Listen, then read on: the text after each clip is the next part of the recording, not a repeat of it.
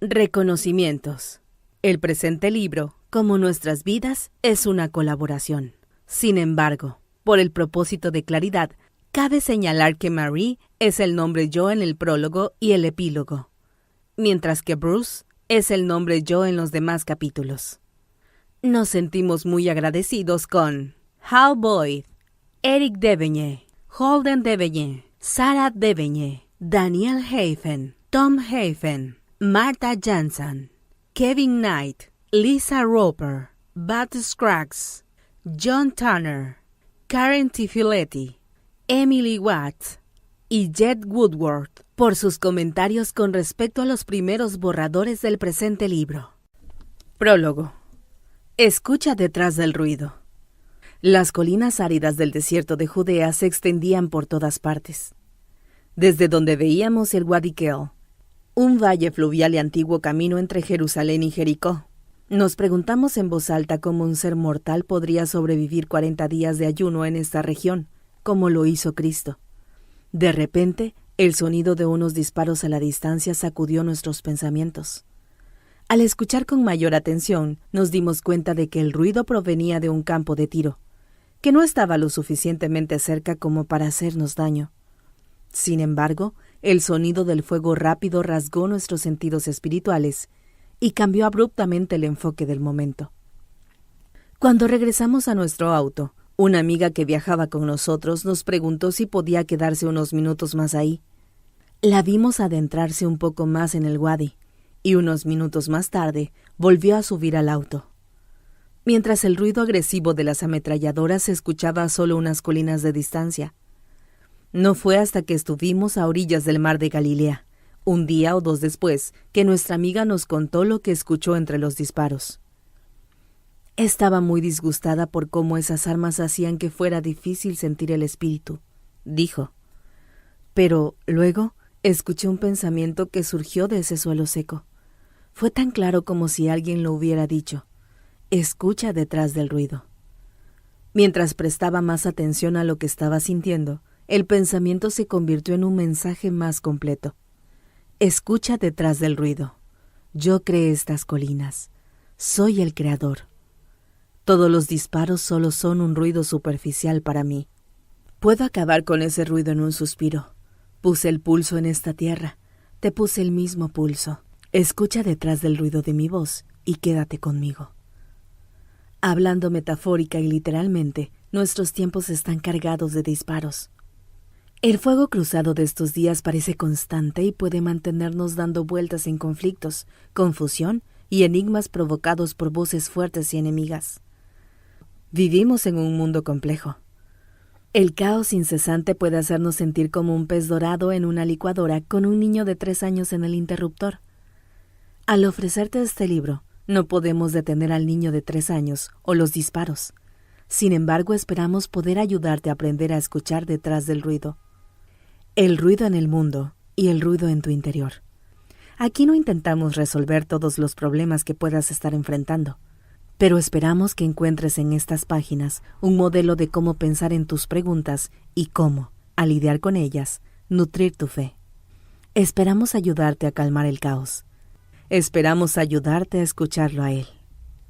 En memoria de B. Westbrook, que nos enseñó a ver que la fe no es ciega. Capítulo 1. La fe no es ciega, ni sorda, ni muda. Cuando me puse de pie en el púlpito en mi despedida antes de partir a la misión, a la edad de 19 años, incluso después de escudriñar mucho en espíritu de oración, sentía que estaba atrapado en la diferencia entre saber y creer. No podía decir con sinceridad, sé que el Evangelio es verdadero. Sabía que algunas personas esperaban que pronunciara esas palabras, pero, sinceramente, solo pude decir, creo que el Evangelio es verdadero. Entonces, al ver una planta en una maceta, dije que mi fe era como esa planta y que creía que crecería. Luego, hacia el final de mi experiencia en la versión de una semana del Centro de Capacitación Misional de esa época, practicamos la primera charla misional con nuestros compañeros. Mientras enseñaba sobre la apostasía, un misionero retornado que se encontraba supervisando se detuvo para escuchar. Me interrumpió y dijo, «Elder, Aquí, comparta su testimonio. Diga que sabe que la iglesia verdadera debe tener 12 apóstoles en la actualidad, como la iglesia original de Cristo. Dije amablemente que con mucho gusto se lo testificaría a un verdadero investigador, pero que en ese contexto de práctica me parecía muy personal decir sé con respecto a ese punto. El misionero insistió: 12 apóstoles, Elder. Quiero escuchar su testimonio. Sentí una pequeña punzada y dije en voz baja: creo que en la actualidad la Iglesia de Cristo tiene 15 apóstoles, no 12. El misionero retornado jaló una silla y me preguntó: ¿tenemos un pequeño problema aquí, Elder? Afortunadamente nos interrumpieron, pero me angustiaba que mi nivel de fe, sincera y profunda como era, probablemente no fuera suficiente para un misionero. Pensé en todas esas noches antes de mi despedida, cuando usaba la llave del edificio que había recibido como organista asistente de estaca e ingresaba al tabernáculo de St. George aproximadamente a las 11 p.m. Ahí tocaba el fino órgano de tubos del tabernáculo durante más o menos una hora a toda velocidad, cantando las canciones de Sion yo solo, con solo la pequeña luz de la consola del órgano brillando en el viejo y sagrado edificio pionero. A mi manera, estaba compartiendo mi testimonio, pero era un pequeño secreto entre el Señor y yo. Mi testimonio todavía seguía tomando forma. Debía saber algo. ¿Pero qué? Esos recuerdos regresaron cuando leí el relato de Richard Bushman sobre su segundo año en Harvard, en el que sus encuentros con el escepticismo irreligioso hicieron que sintiera que estaba en un territorio hostil. Pronto, esta presión lo agotó, hasta que el agnosticismo religioso pareció ser la única posición viable debido a lo que sabemos con certeza. Bushman no sabía que existía un Dios o que todas las cosas en que creían los santos de los últimos días realmente sucedieron. Sin embargo, aceptó un llamamiento misional, pero si tenía dudas, se cuestionó más tarde, ¿por qué fui? Desde entonces, llegó a creer que en realidad su problema no era la fe, sino encontrar las palabras exactas para expresar su fe. Lo que le faltaba era el lenguaje del mormonismo que tuviera sentido en el comedor de Harvard. Ahora, él piensa que en realidad creyó todo ese año, ¿para qué más iría a la misión? Sin embargo, estaba mudo, no podía hablar. La fe no es muda. Desde aquel entonces, Bushman se ha pasado toda una vida aprendiendo a comunicar la religión de una manera que pueda ser entendida por una audiencia secular en lugar de forzarla a aprender nuestro lenguaje con la finalidad de que nos entienda. Entonces, lo que distingue su estilo de escribir sobre temas de la historia de la Iglesia es su tono, su lenguaje y vocabulario. Al igual que se considera que las personas que no pueden distinguir los sonidos musicales no tienen oído musical, muchas personas en el mundo de hoy tienen dificultades para entender el lenguaje religioso. De ese modo, Bushman aprendió a escribir en un tono que el público secular pudiera escuchar. La fe no es sorda. A los 19 años, al igual que Bushman, no encontraba las palabras para expresar mi fe adecuadamente, excepto en el órgano de tubos. Las diferencias entre saber, creer, dudar y cuestionarse no son insignificantes, sino que, con frecuencia, son confusas, ya que nuestra experiencia es más amplia que nuestro vocabulario. Cuando nuestra fe, que alguna vez no tuvo problemas, de repente enfrenta a dudas que nos dejan sin palabras, incluso temporalmente, nuestra fe puede parecer no solo ser ciega, sino muda. En ese momento, podríamos desear tener un libro llamado Fe para principiantes, es decir, para cuando nos sentimos sin palabras debido a nuestros dolores de crecimiento espiritual y nos preguntamos si algo está mal. ¿Eso también significaría que no tenemos fe? Probablemente no, pero podríamos necesitar un vocabulario más completo. Un crecimiento en la fe también puede considerarse como una mejora del lenguaje. La fe no es muda. Entonces, al igual que con los escritos de Bushman sobre José Smith, mi parte de este libro resultó ser autobiográfica. Me he encontrado tratando de describir aquí mi búsqueda personal de una fe más conocedora, las preguntas que encontré y el vocabulario que aprendí al buscar respuestas a ellas, un paso a la vez.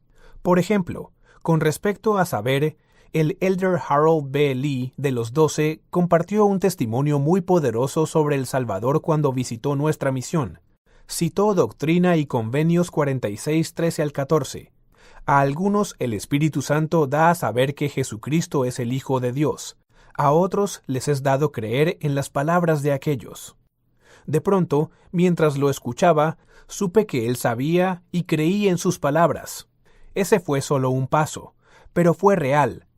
¿Creencia o conocimiento? Un poco de ambos. Más tarde, llegué a saber por mí mismo gradualmente.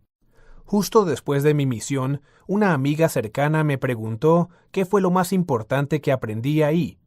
Con la misma sinceridad que refrenó mis palabras en mi despedida, me descubrí diciendo que, de algún modo, ahora sabía que Dios era real, que Él me conocía y que tenía una relación personal con Él. Una realidad que ha expandido y anclado mi alma desde entonces. Después, escuché que alguien denominó a ese crucial y enternecedor tipo de relación con Dios como la cercanía. Cuando escuché sus palabras, supe a qué se refería y por qué aumentó su nivel de confianza en Él. Con el paso del tiempo, descubrí que creer y dudar no son las únicas alternativas. Tampoco es suficiente decidir si uno es un mormón conservador o un mormón liberal, como se discute más adelante en este libro.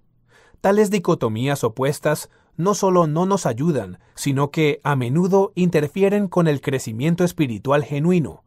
Asimismo, pueden impedir que padres e hijos, o líderes y miembros de la Iglesia, se escuchen y comprendan.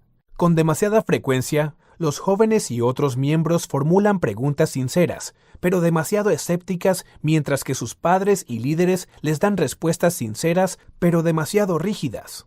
Eso fue lo que sucedió en mi conversación con ese misionero retornado. Sería mucho mejor si pudiéramos salir de nuestros límites y realmente comunicarnos. Cuando comencé mi misión, mi problema no fue la fe, sino encontrar las palabras para expresar mi fe.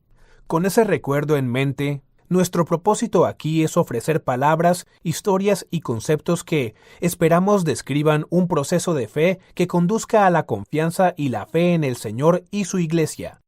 Nuestros corazones están con aquellos cuya fe se ve perturbada por la información, las personas o las experiencias que parecen poner en duda sus creencias previas. En realidad, encontrar sorpresas e incertidumbre forma parte del proceso natural de crecimiento de la fe. Hemos pasado por muchas sorpresas de este tipo. Nuestro lenguaje solo refleja nuestra experiencia. Lidiar con esa oposición es la única forma de desarrollar una madurez espiritual auténtica y comprobada. Es por eso que John Milton no podía estimar una virtud enclaustrada, una virtud que nunca ve a su adversario. La verdadera fe no es ciega, ni sorda, ni muda. Por el contrario, la verdadera fe ve y vence a su adversario. Capítulo 2. La simplicidad más allá de la complejidad. Nos conocimos en una clase de religión de BYU llamada Tus problemas religiosos. Cuando ambos resolvimos nuestro mayor problema religioso, nuestra amistad de clase floreció en nuestro matrimonio. Durante cada clase, un alumno escogía una duda religiosa, hacía investigaciones al respecto y después dirigía un debate. Cada uno de nosotros escribió un breve artículo sobre cómo resolveríamos el problema. Algunos alumnos abordaron temas relacionados con cuestiones de la historia de la Iglesia o las críticas hacia José Smith. Otros observaron dudas doctrinales y algunos solo se preguntaron cómo vivir mejor el Evangelio. Fue una bendición explorar juntos estas preguntas en una actitud de confianza mutua. Con frecuencia, nuestro profesor Wes Van Alp, en ese entonces decano de religión de BYU, permitía que luchásemos. Quería que llegáramos a nuestras propias conclusiones. Sin embargo, sabía cuándo y cómo guiarnos con un empujoncito ocasional. Nos enseñaba cómo ser buenos estudiantes del Evangelio, mientras nos ayudaba a fortalecer nuestra fe en él. Esa clase nos ayudó a ver que la fe no es ciega. Ambos sabemos lo que significa encontrar problemas que requieren una investigación más profunda tanto en el pensamiento como en la fe. Pocas de las preguntas de hoy son nuevas. Lo que es nuevo es el volumen de diálogo crudo en torno a esas cuestiones facilitado por el Internet, una herramienta que, como todos sabemos, puede crear tanto claridad como caos. Al buscar un pequeño orden para la parte caótica, nos gustaría compartir un modelo de pensamiento que intenta impulsar tanto el pensamiento claro como la elección fiel. Cuando se mantienen unidos, el pensamiento y la fe pueden interactuar para ayudarnos a mantener nuestro equilibrio espiritual y ayudarnos a crecer. Comencemos por observar la tensión natural entre los ideales del Evangelio y la realidad de la vida. Cuando somos jóvenes, tendemos a pensar en términos de blanco o negro. Solo existe un ligero tono gris en nuestra perspectiva. Muchos jóvenes y jóvenes adultos solteros poseen un optimismo y una lealtad inocentes que hacen posible de una manera maravillosa que se les pueda enseñar. Por lo general, confían en sus maestros, creen en lo que leen y responden con entusiasmo a las invitaciones para presentar servicio en la iglesia. Los nuevos conversos adultos tienen actitudes parecidas. Su espíritu y perspectiva alegres hacen una contribución refrescante a sus barrios y ramas. Sin embargo, con el transcurso del tiempo, nuestra experiencia con la vida real presenta una nueva dimensión, un mayor conocimiento del vacío entre lo real y lo ideal, entre lo que es y lo que debe ser. Un maestro de piano que explica cómo la práctica conduce a la perfección compartió el siguiente ejemplo acerca de establecer metas altas y esforzarse para alcanzarlas, lo que captura la relación entre lo real y lo ideal. Una estrella distante, pero no demasiado lejos, para llevarnos al firmamento. Aunque nunca podamos alcanzarla, hemos intentado, y en el intento hemos aprendido, quizás para hacer nuestra propia órbita. Nos ponemos de pie en la superficie terrenal de la realidad y nos estiramos para alcanzar nuestros ideales más elevados. Denominemos a la distancia entre donde estamos y donde queremos estar como el vacío. Vemos el vacío por primera vez cuando nos damos cuenta de que algunas cosas sobre nosotros mismos o los demás no son como lo imaginábamos. Por ejemplo, en una universidad de la iglesia en la que uno esperaría sentirse como en casa, una alumna nueva puede sentirse perdida e intimidada. O, tal vez, se encuentre con un miembro de la escuela cuyas actitudes con respecto a la iglesia son más liberales o más conservadoras de lo que esperaba.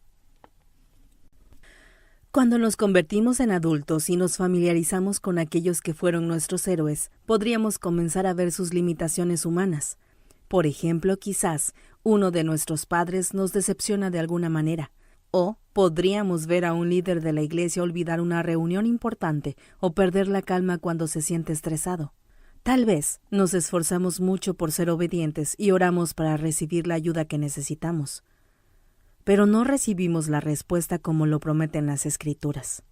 Al igual que un misionero nuevo, podríamos experimentar una gran sorpresa al pasar del idealismo vivificante del Centro de Capacitación Misional a las veces desconcertantes realidades de la vida diaria en el campo misional. Quizás sufrimos sorpresivamente de un problema de salud o nos enfrentamos a un conflicto inesperado con un amigo cercano o un familiar. Podríamos encontrar información sobre José Smith o Brigham Young de la que nunca antes escuchamos. O tal vez encontremos alguna publicación en Internet que hace surgir preguntas sobre nuestra religión que no sabemos cómo responder. Dichas experiencias pueden producir una sensación de incertidumbre, y es comprensible que deseemos tiempos más sencillos y fáciles. Podríamos notar que nos volvemos un poco escépticos, o podríamos empezar a formular preguntas que no se nos ocurrieron antes. No todos experimentarán estas cosas de la misma manera, pero a medida que aumentemos nuestro conocimiento, la mayoría de nosotros se topará con cierta incertidumbre y oposición. Las enseñanzas fundamentales del Evangelio restaurado son potentes, claras e inequívocas. Sin embargo, incluso las Escrituras contienen cierta ambigüedad. Considera, por ejemplo, la historia de Nefi, que fue a matar a Labán para obtener un registro muy importante de escrituras. Esa situación está cargada de incertidumbre hasta que nos damos cuenta de que el mismo Dios que le dio a Moisés el mandamiento de no matar, también fue la fuente de instrucción de Nefi. Asimismo, el Salvador dijo una vez: «Mirad que no deis vuestra limosna delante de los hombres para ser vistos por ellos». Él también dijo: «Así alumbre vuestra luz delante de los hombres para que vean vuestras buenas obras». Otro ejemplo, el Señor dijo que Él no podía considerar el pecado con el grado más mínimo de tolerancia. No obstante, en otra parte dijo, «Ni yo te condeno, vete y no peques más». De hecho, la justicia es una ley divina, pero también es una ley de misericordia. A veces, estos dos conceptos pueden parecer incongruentes, hasta que la doctrina superior de la expiación del Salvador los reconcilia. Dios nos ha dado principios correctos por los cuales podemos gobernarnos a nosotros mismos. Sin embargo, a veces puede parecer que estos mismos principios están en conflicto. Escoger entre dos principios, dos cosas buenas, es más difícil que escoger entre el bien y el mal. No obstante, aprender a tomar este tipo de decisiones es importante para nuestra madurez espiritual. Además, la sociedad actual cada vez está más llena de disonancia y conflictos sobre un sinfín de temas políticos, culturales y sociales. Las personas en los extremos de estas preguntas parecen estar muy seguras de la respuesta correcta, pero algunas personas prefieren estar seguras que tener razón. Así que la vida está llena de ambigüedad, y aprender a manejar el vacío entre lo ideal y lo real es uno de los propósitos del plan mortal. Por designio divino, todos nos enfrentamos a la oposición en todas las cosas. Como nos enseña el sueño de Leí, algunas partes de la mortalidad son ciertas y claras, como lo simboliza la barra de hierro que señala el camino hacia la vida eterna, mientras otras partes de la mortalidad no son claras, como lo simbolizan los vapores de tinieblas. Sin embargo, permanece la distancia entre donde nos encontramos en el camino y donde queremos estar en el árbol de la vida. Esta distancia puede llenarse de neblina y aquellos que se aferran a la barra no siempre pueden ver con claridad hacia adelante. Hablemos sobre cómo lidiar con esta incertidumbre. Nos gustaría sugerir un modelo de 3 etapas que se basa en la perspectiva que ofreció el distinguido juez estadounidense Oliver Wendell Holmes.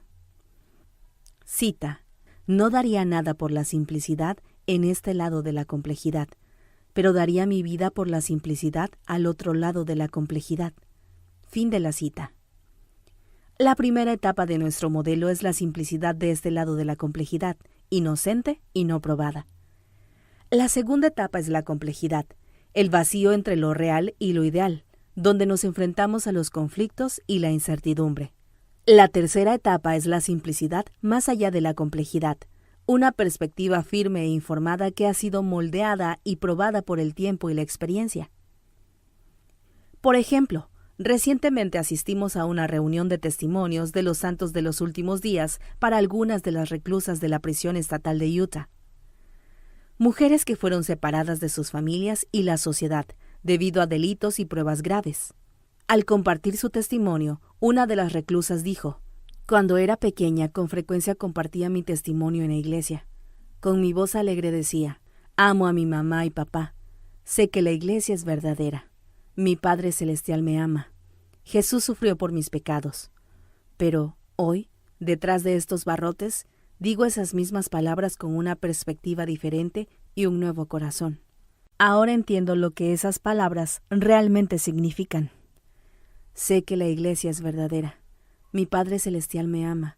Jesús sufrió por mis pecados». Ella estaba descubriendo la simplicidad al otro lado de la complejidad.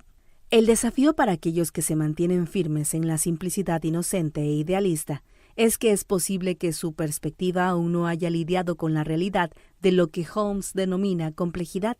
Es por eso que no daría nada por el idealismo no probado de la simplicidad ingenua. Algunas personas que aún se encuentran en la simplicidad temprana de la primera etapa sencillamente no ven un vacío. De alguna manera, ignoran cualquier percepción de las diferencias entre lo real y lo ideal. Para ellos, el Evangelio, en el mejor de los casos, es un firme apretón de manos, un chocas o 5 y un rostro sonriente. Su misión fue la mejor, su barrio es el mejor y cada día nuevo probablemente será el mejor día que hayan tenido. Estas personas alegres son optimistas y relajadas. Pueden soportar muchas tormentas que parecen difíciles para aquellos que tienen una disposición menos optimista. Otros, en esta etapa, pueden ver el vacío, pero eligen, ya sea de manera consciente o no, ignorar la tierra firme de la realidad. De esa manera, fingen haber eliminado el vacío con todas sus frustraciones. Se aferran a lo ideal de manera tan firme que simplemente no sienten la incomodidad que proviene de enfrentar los hechos reales sobre sí mismos, los demás o el mundo que los rodea. Para ellos, quizás el vacío formula preguntas que son demasiado crudas, lo cual nos introduce en una sensación de rechazo que hace oídos sordos a la dolorosa realidad. Cuando no vemos el vacío o solo nos enfocamos en lo ideal, mientras no prestamos atención a lo real, nuestra perspectiva carece de profundidad. Si este es nuestro paradigma, nuestra fe puede ser tanto ciega como superficial, ya que carece de conocimiento y de un pensamiento cuidadoso. Estas limitaciones pueden impedir que extendamos nuestras raíces en el suelo de la experiencia real con suficiente profundidad como para formar la base sólida que se necesita para resistir los vientos fuertes de la adversidad. El crecimiento de las raíces profundas requiere que aprendamos a enfrentar las realidades incómodas. A medida que nos adaptamos a la complejidad de la segunda etapa, podemos ver la realidad a pesar de que es diferente a nuestros ideales. Las cosas como realmente son. Solo cuando vemos tanto lo real como lo ideal, podemos lidiar con el vacío de una manera constructiva. Si no luchamos contra la frustración que surge de enfrentar con valentía las dudas que encontramos, careceremos de las raíces profundas de la madurez espiritual. Si no vemos los problemas que existen, no podremos ayudar a resolverlos. Sin embargo, a pesar del valor de tomar conciencia de la complejidad, la aceptación de las sombras de la incertidumbre se puede volver tan completa que la barra de hierro se puede convertir poco a poco en tinieblas a nuestro alrededor. Y el escepticismo se convierte no solo en una herramienta útil, sino en una filosofía guía.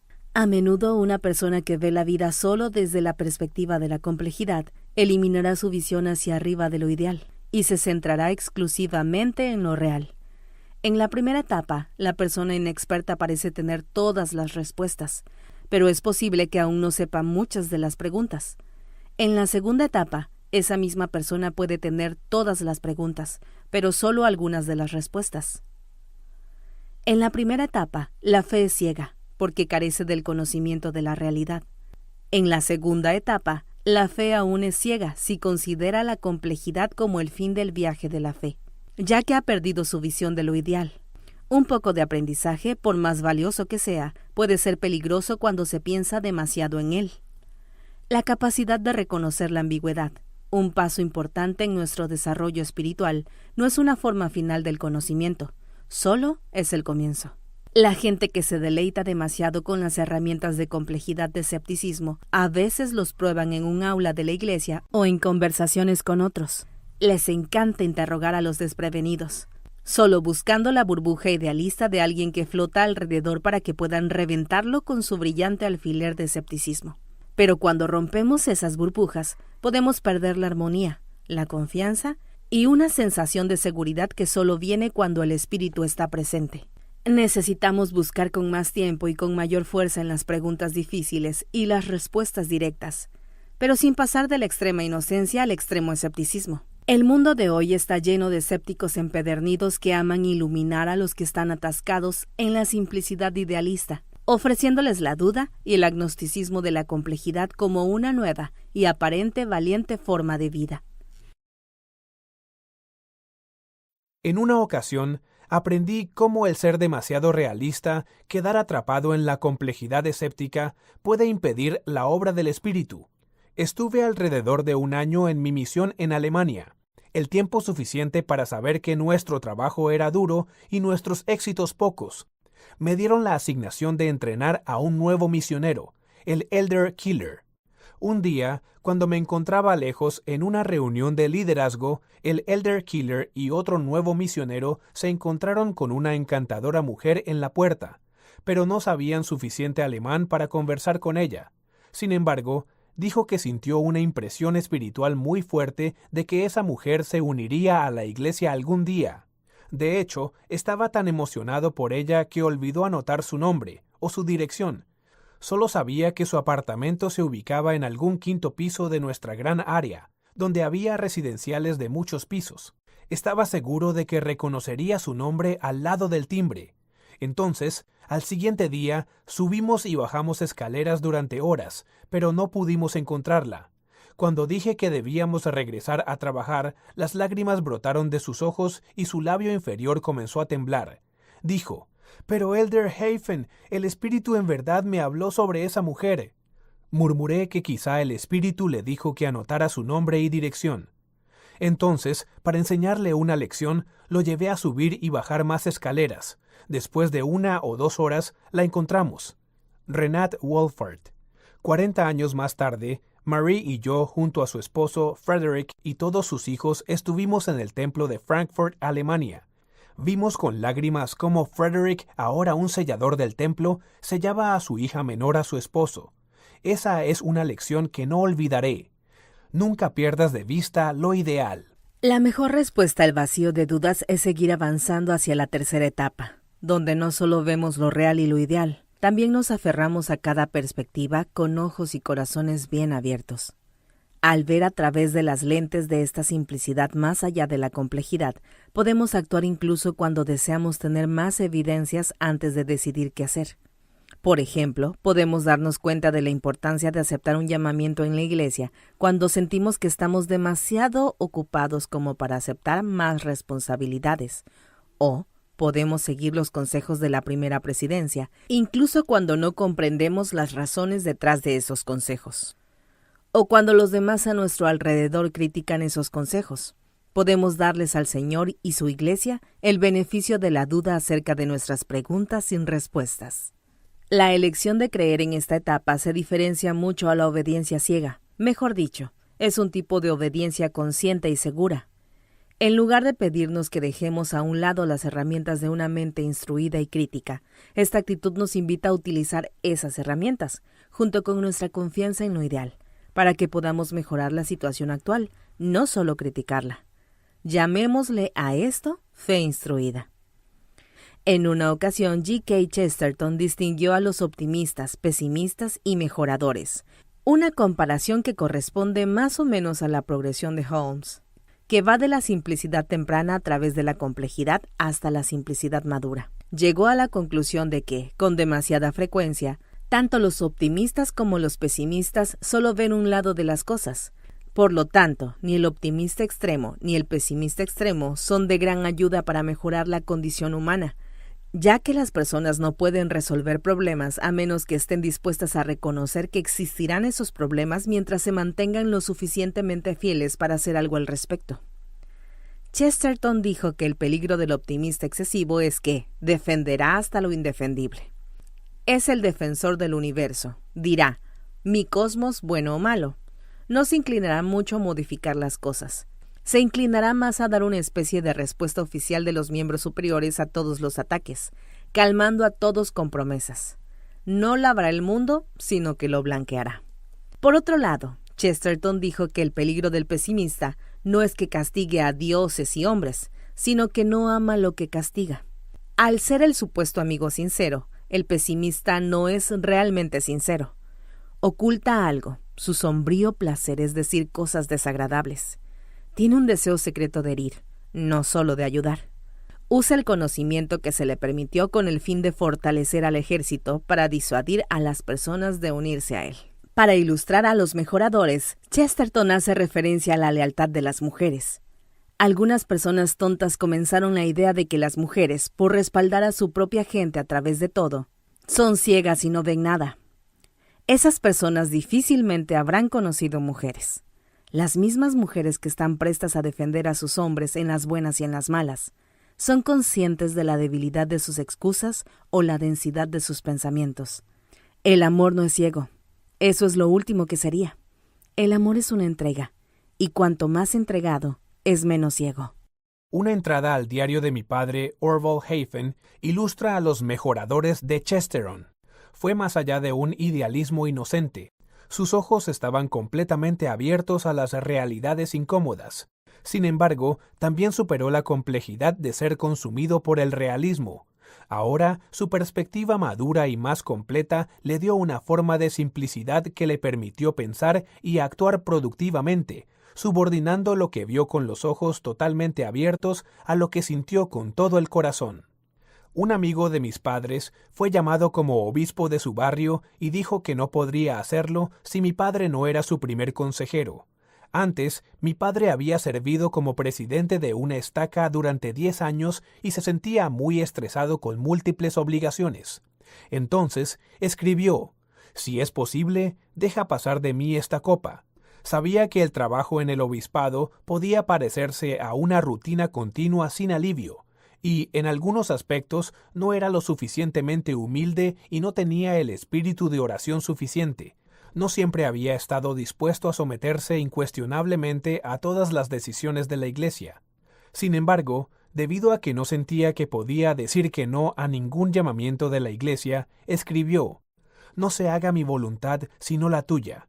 Decidió dar lo mejor de sí a pesar de saber que podría irritarse por las interminables reuniones.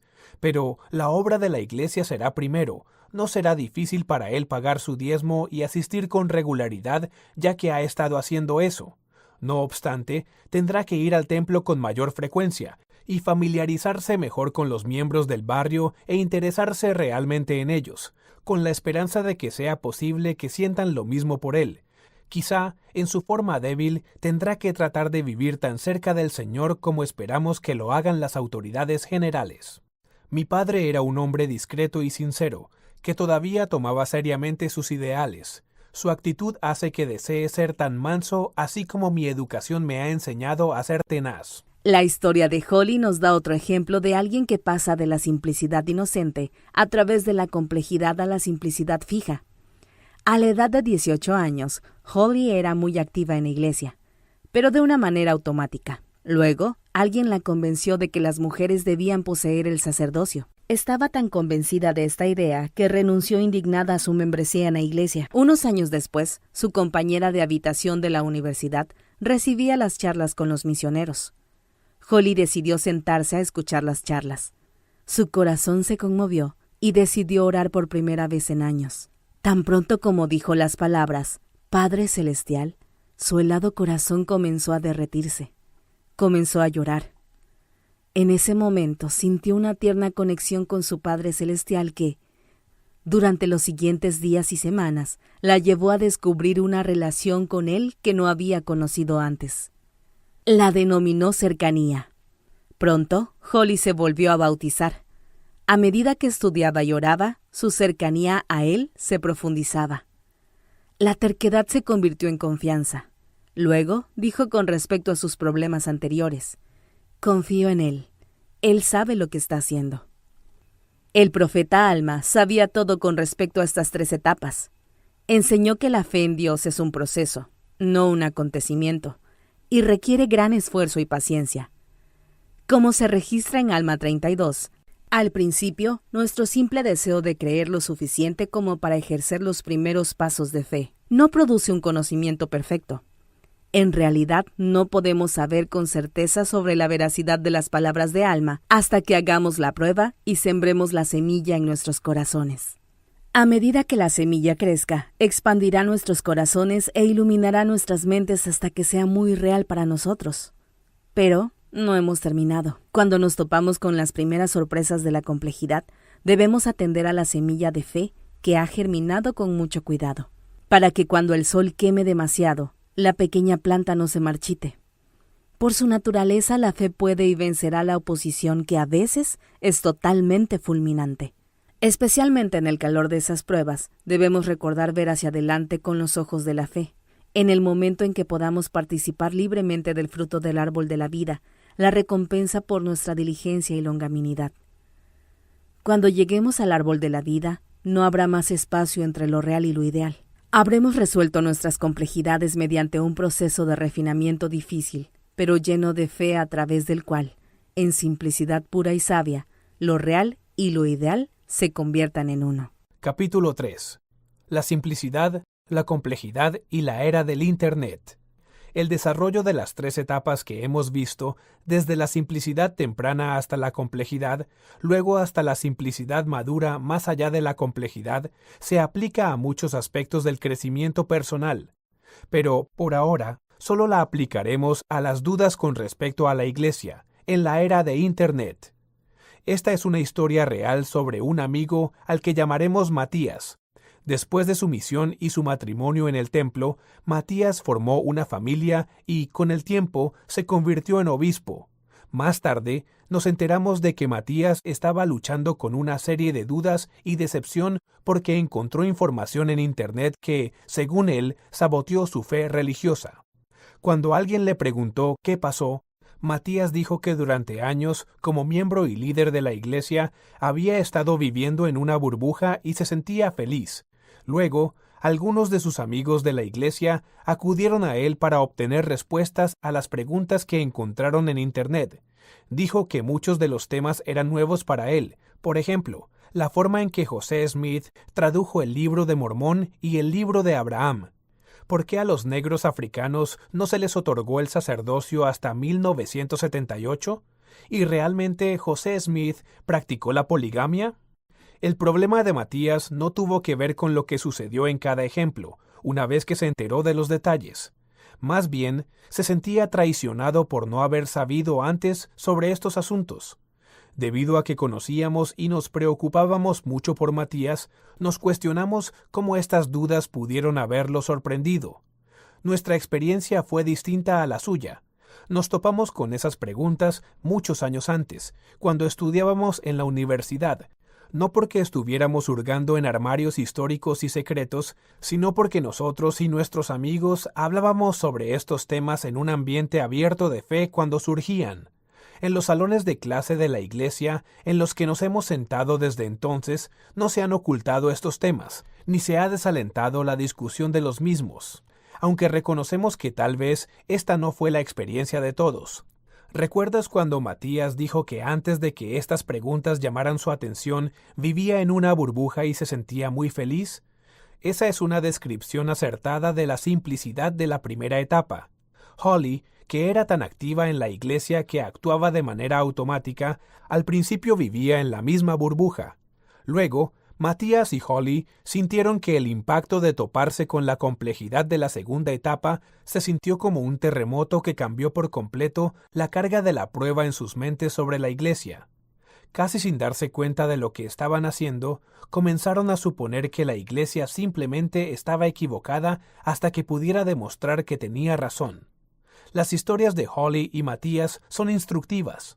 Nos dicen que en estos tiempos de Internet y la Iglesia Internacional debemos hacer un mejor trabajo al introducir a nuestros hijos, jóvenes, nuevos conversos y otros al proceso de aprender a lidiar productivamente con la complejidad. Durante las últimas décadas de crecimiento internacional, la Iglesia ha tenido que simplificar su plan de estudios, revistas y otros materiales con la finalidad de que los miembros inexpertos de la Iglesia en muchas culturas puedan entenderlos.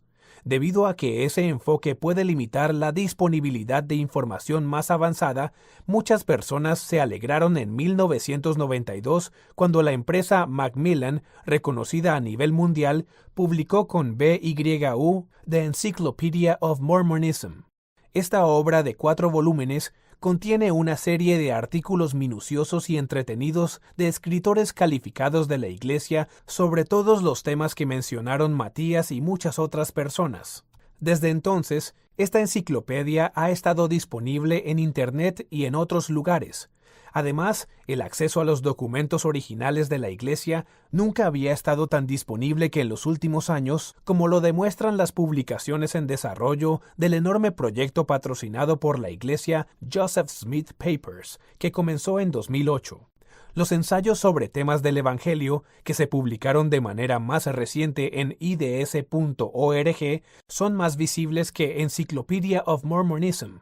Asimismo, reflejan investigaciones más recientes y proporcionan un material de referencia adicional y extenso. Esperemos que estos ensayos ayuden a las personas a percatarse de aquello que Matías lamentablemente no vio. En el mundo de hoy, esa mayor visibilidad también envía un mensaje sobre el valor de tener mentes y corazones dispuestos según una postura preparada, que es tan sabia como una serpiente y sencilla como una paloma. Dichos recursos pueden ayudarnos a avanzar a través de la complejidad hasta la simplicidad madura.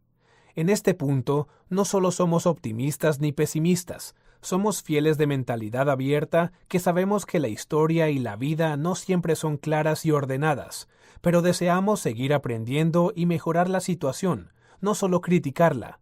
A continuación mencionaremos 4 sugerencias que podrían ayudarnos a ir más allá de la agitación de la complejidad hasta la calma de la simplicidad moderada. Primera sugerencia. Las preguntas de fe son valiosas. Tener una mente curiosa es un camino hacia la comprensión y el crecimiento.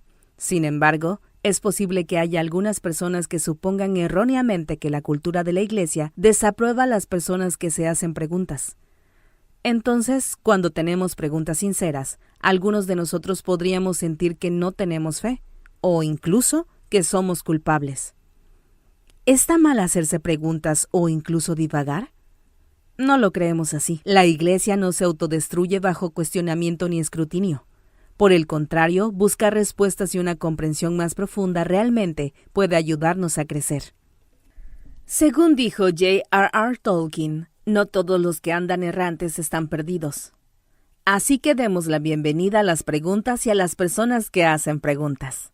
¿Recuerdas cuando Matías dijo que había estado viviendo feliz en una burbuja? Si fue de ese modo, no fue porque la Iglesia impuso conscientemente esa mentalidad para mantenerlo en la oscuridad. Es posible que su burbuja no haya sido más complicada que la perspectiva inocente de la primera etapa. No darse cuenta que la vida tiene más colores que el blanco y negro. Las buenas preguntas nos ayudan a pasar al ámbito más realista de la complejidad de la segunda etapa, en la que podemos ver la vida en colores vivos, con ricos significados que, a veces, debemos buscar para descubrir. Sin embargo, al entrar a la segunda etapa, es bueno recordar que convertirse en el titubeante Tomás no es el objetivo final del discipulado. Ser realista es mejor que no ver la realidad. Pero como hemos visto, una preocupación cegada por la complejidad puede convertirse fácilmente en un pesimismo rígido que también obstaculiza la búsqueda de la verdad. Como dijo un amigo, no queremos tener una mente tan cerrada que miremos el mundo a través de una aguja, pero tampoco queremos tener una mente tan abierta que se nos caiga el cerebro. Entonces, cuando elegimos adaptarnos a la perspectiva más completa y fiel de la tercera etapa, no permitiremos que los temas que aún no entendemos interfieran con las verdades fundamentales que sí entendemos. Segunda sugerencia.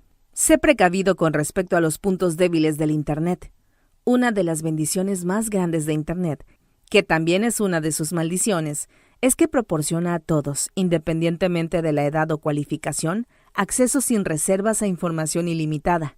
Esto permite que los blogueros, al extremo de cualquier espectro, parezcan muy calificados para hablar como si fueran expertos. Puedes ver sus nombres en Google, al igual que los verdaderos genios, o en ocasiones, en lugar de los verdaderos genios. Este acceso sin reservas ofrece grandes ventajas, pero también conlleva a grandes peligros. Puede requerir mucho esfuerzo verificar la precisión y los motivos de los autores de un sitio web. Además, casi nunca tenemos un profesor experimentado cerca para responder nuestras preguntas. La falta de filtros responsables y efectivos hace que el Internet sea altamente vulnerable a la mala información y la manipulación. Cuando un amigo estuvo luchando con algo que encontró en línea, le preguntamos si también había leído las obras de académicos de la Iglesia en sitios de confianza. Dijo, «No puedo confiar en esas personas, ya están a favor de la Iglesia». Respondimos, ¿no crees que los patrocinadores de los sitios web negativos tienen un prejuicio contra la Iglesia? Prácticamente todo lo que está en línea refleja la preferencia de alguien, y esas preferencias no serán necesariamente evidentes. Otro riesgo del acceso sin filtro es que los lectores no pueden saber qué reclamos de los críticos ya han sido desacreditados, y es poco probable que los patrocinadores de los sitios web negativos se los digan. En realidad, una investigación cuidadosa que realizaron los académicos de la Iglesia respondió meticulosamente a las principales críticas sobre José Smith, Brigham Young, el Libro de Mormón y otros temas. Sería muy irónico si el Internet produjera más víctimas de los críticos ahora, cuando la credibilidad académica de la Iglesia nunca ha sido tan alta. Al hablar de preferencias, algunos sentimientos de duda e incapacidad de sentir el espíritu no son causados por problemas intelectuales, sino por problemas de comportamiento. Eso explica la petición de un padre cuando su hijo dejó su casa para ir a la universidad, mientras aún tenía inquietudes con respecto a su testimonio. Mientras continúes con tu búsqueda de fe, dijo, por favor, guarda los mandamientos. De lo contrario, te inclinarás por tu búsqueda. Si los afectos de tu corazón están vinculados a los vicios de este mundo, tu subconsciente tal vez ni siquiera te permita creer en las virtudes del mundo de Dios. Tercera sugerencia. Enfócate en el contenido doctrinal sumamente positivo de la restauración, en lugar de desviarte con los detalles de cómo José recibió ese contenido. Esa perspectiva general es fundamental para la simplicidad más allá de la complejidad. Si suponemos que José Smith tradujo las escrituras como lo haría un erudito, entendemos mal su papel como vidente. Él nunca dijo exactamente cómo traducía, pero claramente fue un proceso de revelación. Principalmente fue inspiración divina, más que el conocimiento de idiomas de José, lo que produjo el texto en inglés del libro de Abraham. Su metodología precisa sigue siendo desconocida. Eso también es cierto con respecto al libro de Mormón, que fue traducido por el don y el poder de Dios. Sin embargo, José también nos dijo, cita, si pudieras echar un vistazo al cielo 5 minutos, sabrías más de lo que podrías al leer todo lo que se haya escrito sobre el tema. Fin de la cita. Como Richard Bushman escribió, cita, a diferencia de los traductores expertos, José se remontó más allá de los textos en existencia a las mentes de los profetas y, a través de ellos, a la mente de Dios. Fin de la cita. Aparentemente José tuvo acceso a las fuentes originales de las que provinieron todas las demás escrituras. Una ventana a todo el reino celestial. Tal vez la misma ventana por la que vieron Moisés, Nefi y Juan el Revelador. Las doctrinas puras y profundas que encontró ahí revolucionaron el cristianismo, restauraron la verdadera comprensión de la naturaleza de Dios y nuestra relación con Él. La naturaleza del hombre, pasado, presente y futura, la caída, la expiación de Cristo y el propósito de la vida. Esta sorprendente base religiosa resuena con una verdad tan clara que habla por sí misma. Con tanta claridad que los detalles de cómo el Señor se la entregó a José, incluso si pudiéramos entender esos detalles, son menos importantes que el contenido que recibió. Cuarta sugerencia. Cultiva una actitud de mansedumbre. Cuando las confrontaciones abruptas con el realismo sacuden nuestro idealismo, nuestra actitud con respecto a lo sucedido es más importante que lo que sucedió. El elder Neil A. Maxwell dijo que dudar puede ablandar nuestros corazones duros, según nuestro suministro de mansedumbre. Ser manso, ablandar el corazón y abrir la mente mantiene viva la semilla de la fe. Cuando permitimos que la adversidad nos endurezca, impedimos que nuestra semilla se siga desarrollando, pero si preservamos con mansedumbre nuestro deseo de creer, la actitud que primero activó nuestro experimento con la palabra, nuestro corazón fiel permitirá que la semilla florezca. Entonces, cuando las experiencias difíciles nos sacudan, tenemos una opción. Podemos cerrarnos a Dios con amargura o abrirnos a Él con contrición. Al elegir tener un espíritu contrito, llevamos nuestras almas a Dios y le damos algo con qué trabajar. Sin esa humildad, el Señor no se abrirá a nosotros, y la felicidad que está preparada para los santos se encubrirá para nosotros para siempre. Esto es lo que es la mansedumbre, ilustrada en otra historia de misioneros de Alemania. Mi compañero y yo estábamos enseñando a una pareja joven estadounidense, Paul y Wendy Knapp. Habían leído y creído en el libro de Mormón y se estaban preparando con ansias para bautizarse. Entonces, la familia de Paul le escribió una carta advirtiéndoles que los mormones eran racistas porque no otorgaban su sacerdocio a los hombres negros africanos. Su familia era sensible en cuanto a ese tema porque la hermana de Paul estaba casada con un buen cristiano de Nigeria. Paul y Wendy se sintieron heridos y traicionados. ¿Por qué nadie les había hablado al respecto? ¿Acaso no sabíamos que Dios trata a todas las personas por igual? Sin embargo, estaban desconcertados, ya que se sentían seguros de que José Smith fue un profeta. Después de expresar su frustración, me miraron a mí, el compañero mayor. Me quedé sin palabras. Era 1962. Nunca había escuchado una discusión seria sobre la raza y el sacerdocio, y mucho menos una explicación. Sin embargo, de repente recordé un fragmento de mi último estudio personal de las Escrituras. Dije, leamos la historia de Pedro y Cornelio en Hechos, capítulo 10.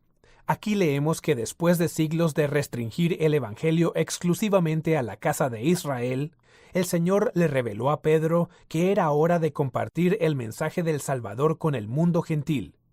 Este acontecimiento fue un momento decisivo en la historia del cristianismo.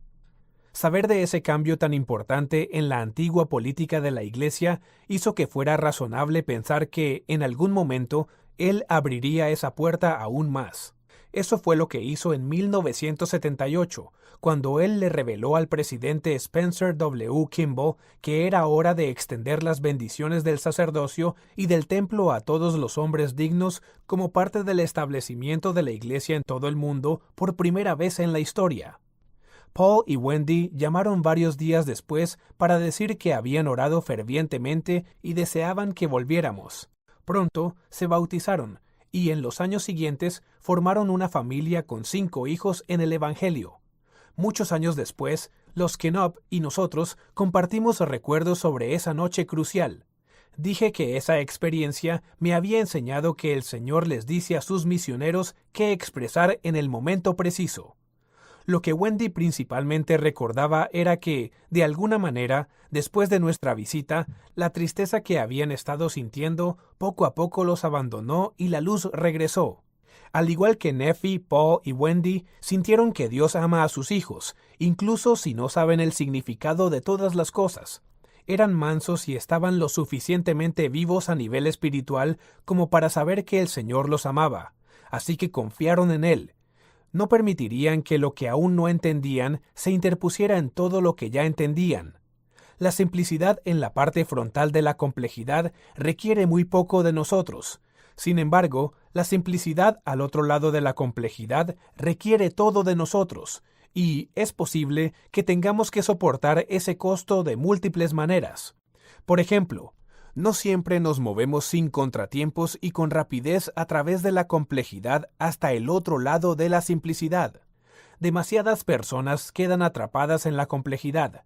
Además, debido a que la complejidad es más matizada y realista que la inocente simplicidad, algunas personas brillantes podrían pensar que la mera complejidad está mejor informada, es más sincera y auténtica. Otros pueden pensar que la complejidad es todo lo que hay, o que no pueden escapar. Otros están tan perplejos al respecto que regresan a la seguridad de la antigua simplicidad, incluso si se siguen topando con las ilusiones poco realistas que encuentran ahí.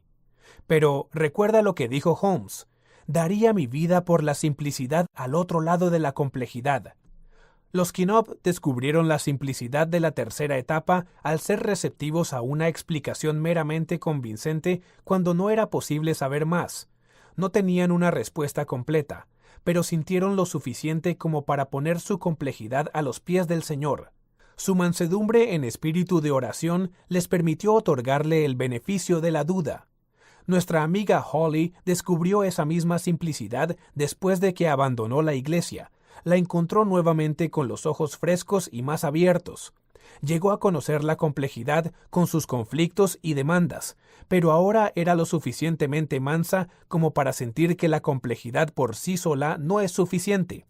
La complejidad proporciona la textura, los contrastes y las oposiciones que dan contexto y significado a nuestras decisiones y experiencias.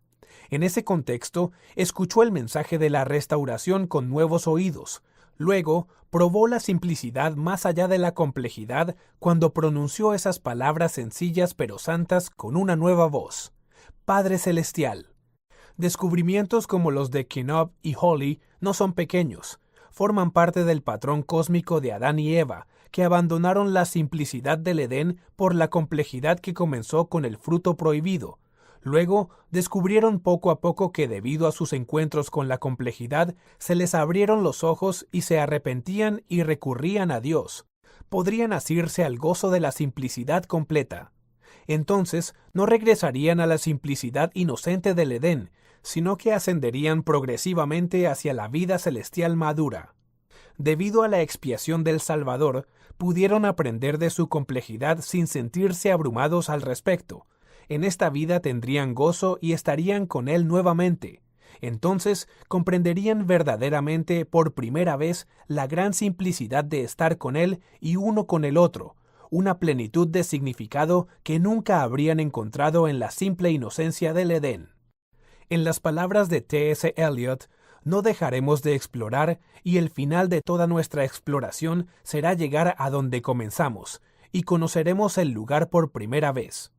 A medida que avanzamos a través de nuestras complejidades, si no seguimos adelante al aprender a dar al Señor y su Iglesia el beneficio de la duda, no pasará mucho tiempo hasta que no estemos dispuestos a seguir el camino de la fe y el sacrificio, el único camino que conduce a la profunda simplicidad de la sabiduría y la luz. La complejidad es valiosa, incluso esencial, pero aquellos que se quedaron atrapados ahí nunca conocerán el gozo sencillo pero profundo de los santos. No recibís ningún testimonio sino hasta después de la prueba de vuestra fe. Nuestros túneles de incertidumbre, a veces nublados, están ahí para enseñarnos, no solo para atormentarnos. Además, hay luz al final de esos túneles, la luz y la vida del mundo. Capítulo 4. Algunas desventajas de Internet. No podemos subestimar las grandes bendiciones que la revolución digital e Internet han traído a nuestras vidas en este planeta. Estamos viviendo un cambio histórico igualado a la invención de la imprenta, los autos de conducir y los aviones voladores. Sin embargo, estos grandes avances siempre traen riesgos previamente desconocidos, incluso cuando, en la actualidad, los beneficios superan en gran medida los riesgos. Entre los riesgos, en este caso, encontramos que la revolución digital reduce la veracidad de la información. Las objeciones históricas. Cada verano tenemos el campamento de la abuela y el abuelo, en el que formamos a nuestros nietos en grupos según su edad. El año pasado, cerca del 4 de julio, elegimos un tema patriótico. Les pedimos a cada uno de los 15 campistas que compartieran un breve informe sobre una persona o evento de la fundación de los Estados Unidos. Cuando nuestro filósofo Peter, de 10 años, compartió su informe sobre Benjamin Franklin, resumió la vida de Franklin, contó un par de historias y, después, concluyó con ironía. Pero él no inventó la electricidad como todos creen. Luego, se sentó con un gesto algo triunfal y pasamos al siguiente informe. Al siguiente día le dije a Peter que me gustó mucho su informe y que me preguntaba a qué se refería cuando dijo que Ben Franklin no inventó la electricidad. Respondió a sabiendas: «Bueno, no lo hizo. Lo que me dijeron en la escuela primaria no era cierto». Aún perplejo, pregunté: «¿Hablabas de la historia de la cometa y el rayo?». Dijo que fue parte de eso. Entonces le pregunté: «¿Dónde aprendiste tanto sobre Franklin?». Peter respondió de una manera muy sencilla: «En Internet». Entonces busqué en Google Benjamin Franklin. Descubrí que algunos historiadores niegan la historia de la cometa de Franklin, argumentando que si hubiera sucedido como él afirmó, el rayo lo hubiera matado. Otros dicen que él sabía lo que estaba haciendo, evitó ese riesgo y demostró la naturaleza eléctrica del rayo. En cuanto a inventar la electricidad, un sitio web juvenil formuló la pregunta: ¿Benjamin Franklin descubrió la electricidad? Y respondió: quizás no. Años antes de Franklin, 2 ingleses estudiaron la ciencia detrás de la electricidad estática y fueron los primeros en llamarla electricidad. Franklin mostró sus ejemplos negativos y positivos. Luego, Edison inventó la bombilla.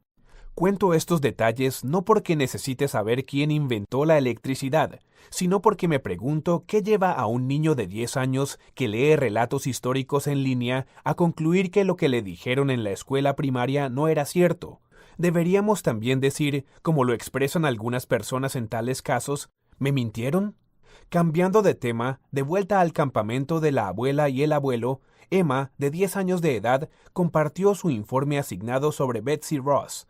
Bueno, realmente no estamos seguros de si Betsy Ross creó la primera bandera. Comenzó. Eso solo fue algo que su nieto dijo 100 años después. Entonces, no hablaré de ella. En cambio, solo mostraré imágenes de las diferentes banderas de los Estados Unidos que se han utilizado. Al no haber notado previamente una inclinación tan escéptica en Emma, luego revisé la entrada de Wikipedia sobre Betsy Ross.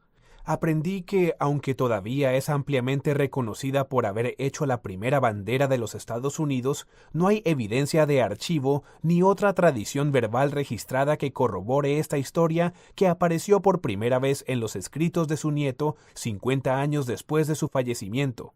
Sin embargo, el puente Betsy Ross en Filadelfia aún lleva su nombre en su honor.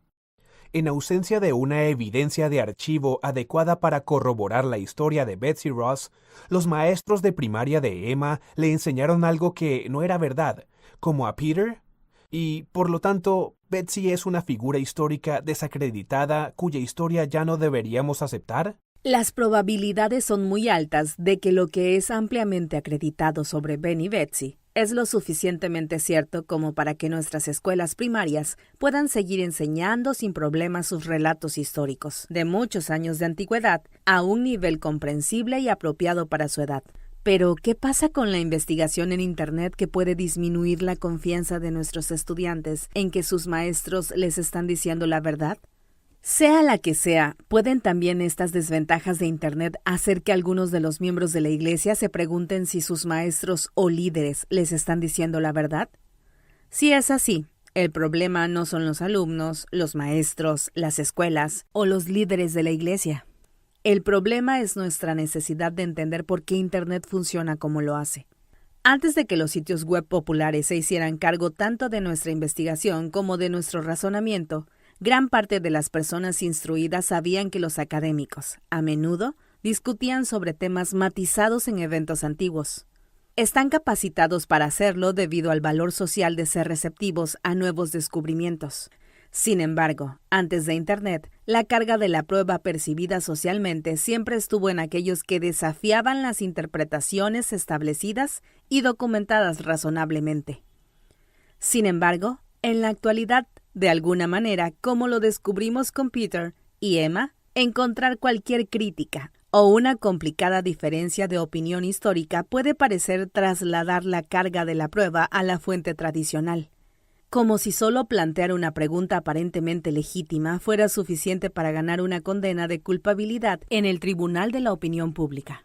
Sin embargo, la mayoría de los lectores de hoy en día no están preparados para comprender los criterios para cambiar la carga de la prueba, y mucho menos saber cómo evaluar las cualificaciones y los motivos de los testigos.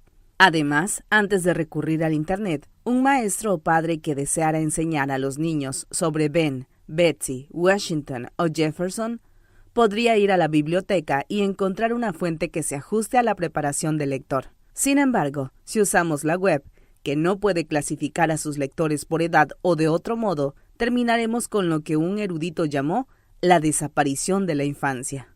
Desafortunadamente, algunas personas no son lo suficientemente maduras como para sopesar evidencia opuesta y evaluar sus fuentes.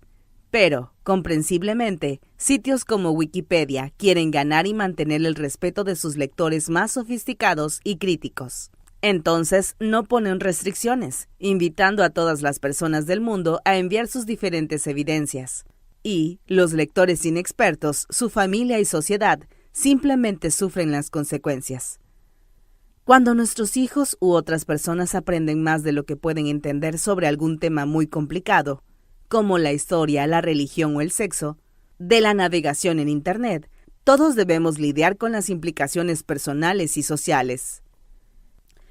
Peter y Emma son niños sanos y normales, que solo querían saber si Ben Franklin descubrió algo importante sobre la electricidad, y si Betsy Ross creó la primera bandera. Y si un sitio web que parece oficial dice, no estamos seguros, ellos pueden interpretar eso como un no lo hicieron. De ese modo, los niños perdieron la confianza en Ben, Betsy y sus maestros de la escuela. A pesar de que una lectura detallada de las historias proporciona a las personas más experimentadas la probabilidad de que no le quitaremos el nombre de Betsy a ese puente de Filadelfia, ni eliminaremos el retrato de Ben Franklin del billete de $100. Una investigación que esclarece mitos tiende a demostrar que las versiones populares de casi todas las historias importantes y antiguas, políticas, religiosas o de otro tipo, Contienen imprecisiones o exageraciones, o dejan de lado detalles, matices y preguntas sin responder. Como el historiador de la Iglesia, Leonard Arrington, en una ocasión bromeó con respecto a las historias de adversidad en el establecimiento de los desiertos del oeste de los Estados Unidos. La recordada desolación de la Gran Cuenca antes de la llegada de los mormones se volvió más impresionante con cada relato posterior. Sin embargo, incluso después de que los esclarecedores de mitos hicieran su investigación, el resultado final del mito y sus críticas, por lo general, permanecieron. La crítica puede aclarar algunos detalles, probar que la versión popular es exagerada o demostrar que cierta parte de la evidencia podría usar más fuentes fiables. No obstante, la parte esencial de una historia antigua y establecida sólidamente, que es conocida y celebrada y atacada durante mucho tiempo, suele ser cierta. Nuestro punto aquí es que las historias conocidas sobre personas o eventos como Ben y Betsy, por lo general, se han relatado con la simplicidad de la primera etapa, inocente, sencilla y muy fiable. Asimismo, las críticas aparentemente autorizadas de esas historias representan la segunda etapa, poniendo en duda las suposiciones de la primera etapa. Dichas críticas pueden impulsar a los lectores de la simplicidad a la complejidad tan rápido que ya no creen en lo que alguna vez creyeron. Esta realidad puede convertir la investigación en Internet en una invitación a la confusión. Por ejemplo, a menudo, un amigo que es obispo de un barrio de jóvenes adultos solteros escucha de miembros del barrio que resultan desconcertados por alguna frase o historia que fue sacada de contexto en algún evento o declaración en la historia de la Iglesia. Además, carecen de experiencia para sentir la necesidad de más contexto. No saben cómo encontrar el contexto o, a veces, a pesar de sentirse confundidos, no les importa lo suficiente como para buscarlo. Su problema no es que sepan demasiado sobre la historia de la Iglesia, sino que no sepan lo suficiente. Han sido condicionados por las simplificaciones excesivas de las redes sociales como para esperar una respuesta breve a cualquier pregunta. Con frecuencia no les interesa una respuesta larga a nada, incluso si la historia verdadera y completa es muy compleja. Esto facilita que los críticos de la Iglesia o alguien que sin saberlo cita a un crítico presente alguna inferencia negativa como un hecho cuando no está del todo determinado en una investigación fiable. La inferencia puede parecer engañosamente negativa cuando, como suele ser el caso, alguna parte de su afirmación se basa en un fragmento verdadero de la historia, que hace que el contexto en general sea crucial. Sin embargo, en ocasiones, cuando los oyentes solo escuchan la verdad negativa a medias, cambian la carga de la prueba. De modo que, tal vez, alentados por los críticos que no revelan sus motivos, consideran que la Iglesia está a la defensiva y en error, hasta que la Iglesia pueda explicar la realidad más matizada. Y es posible que no sigan escuchando para poder comprender la explicación matizada. Esta tendencia, como las preguntas de evidencia sobre Ben y Betsy, permite fácilmente a las personas con un motivo oscuro desacreditar a aquellos que quieren desacreditar.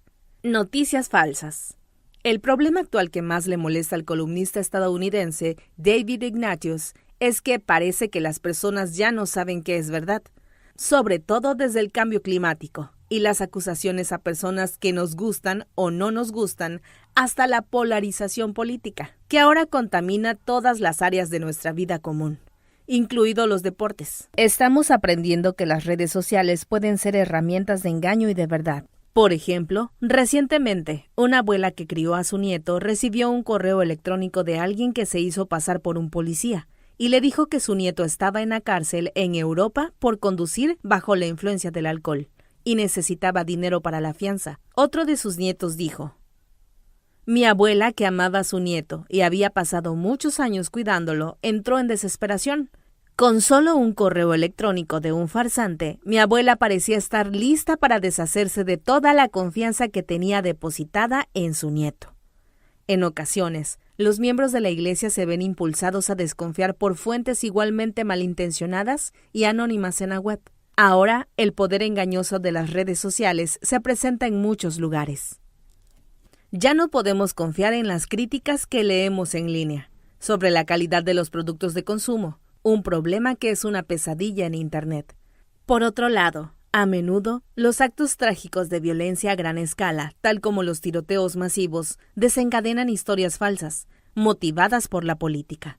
Estas historias afirman que o quién causó dichos actos de violencia y los revelan de manera viral en los sitios de las redes sociales tan rápido que la noticia verdadera se puede perder en una especie de semi-inconsciencia pública. Ejemplos recientes incluyen un tiroteo trágico en Las Vegas y otro en una iglesia bautista de Texas.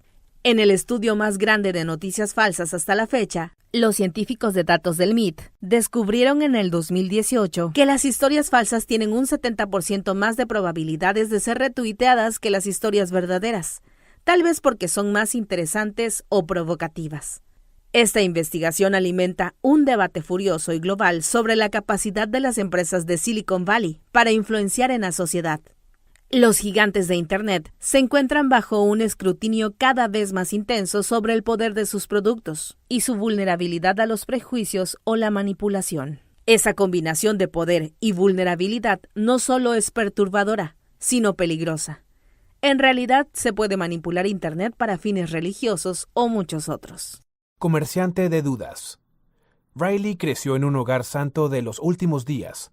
Después de su misión y su matrimonio en el templo, algunos comentarios de sus amigos del trabajo, que no eran miembros de la iglesia, le hicieron sentir que había vivido una vida tan protegida que realmente debía hacer lo que denominó un estudio más objetivo de la historia y las creencias de la iglesia.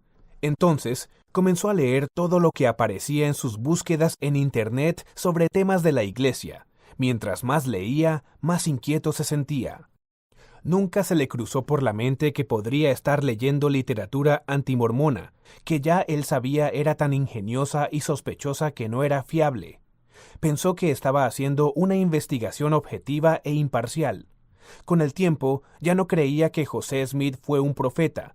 Más tarde, perdió la confianza en la existencia de Dios. Como resultado, Riley experimentó, sin saberlo, una dosis completa de las desventajas de Internet. Poco después de escuchar la historia de Riley, visitamos a otra familia, cuyo pariente había abandonado recientemente la iglesia debido a sus dudas. Estos amigos dijeron que un grupo con una agenda agresiva contra la iglesia había hecho pública la historia de su pariente y había financiado su amplia publicación con el objetivo de socavar la fe de otros miembros de la iglesia. Comerciantes de dudas. Después de unir a algunos cabos, nos dimos cuenta de que este grupo agresivo también era el patrocinador del sitio web en el que Riley hizo gran parte de su investigación objetiva. Debido a que no sabía cuán imparcial era su fuente, no la filtró para proteger su sentido espiritual más íntimo. La historia de Riley nos recuerda cómo la industria del tabaco en la década de 1990 desarrolló una estrategia diseñada con mucho ingenio para socavar la confianza del público en los hallazgos científicos sobre los riesgos que produce el fumar para la salud. En lugar de intentar demostrar que los hallazgos científicos cada vez más sólidos estaban equivocados, la industria simplemente lanzó una campaña para poner en duda cualquier duda esos hallazgos. ¿Por qué solo la duda? Sabían que no podían ganar una discusión sobre los riesgos para la salud, por lo que simplemente plantearon las dudas suficientes con el fin de crear indecisión e inacción entre los reguladores públicos y gubernamentales, y durante muchos años tuvieron éxito. La estrategia de la industria del tabaco explotó una característica importante sobre la naturaleza misma de la ciencia, que también es una característica de la historia que se ocupa de eventos tan antiguos que no podemos responder a todas las preguntas imaginables sobre ellos. La escritora científica Christy Ashwander dice que la ciencia puede aumentar o disminuir nuestra confianza en ciertas proposiciones. Sin embargo, no puede producir certeza absoluta. En cambio, es un proceso de reducción de la duda. Por lo tanto, la estrategia brillante de la industria del tabaco consistió en poner esta incertidumbre en contra de la misma empresa científica. Si bien insistieron en que solo querían asegurarse de que la política pública se basara en lo que la industria llamó ciencia sólida, las empresas tabacaleras definieron la ciencia sólida de tal manera que ninguna ciencia podría ser lo suficientemente sólida. La única ciencia sólida era absolutamente ciencia cierta, que es un estándar imposible de alcanzar. Tal como escribió un destacado empleado de una empresa tabacalera, la duda es nuestro producto, porque es el mejor medio para crear controversia y así socavar la ciencia inconveniente.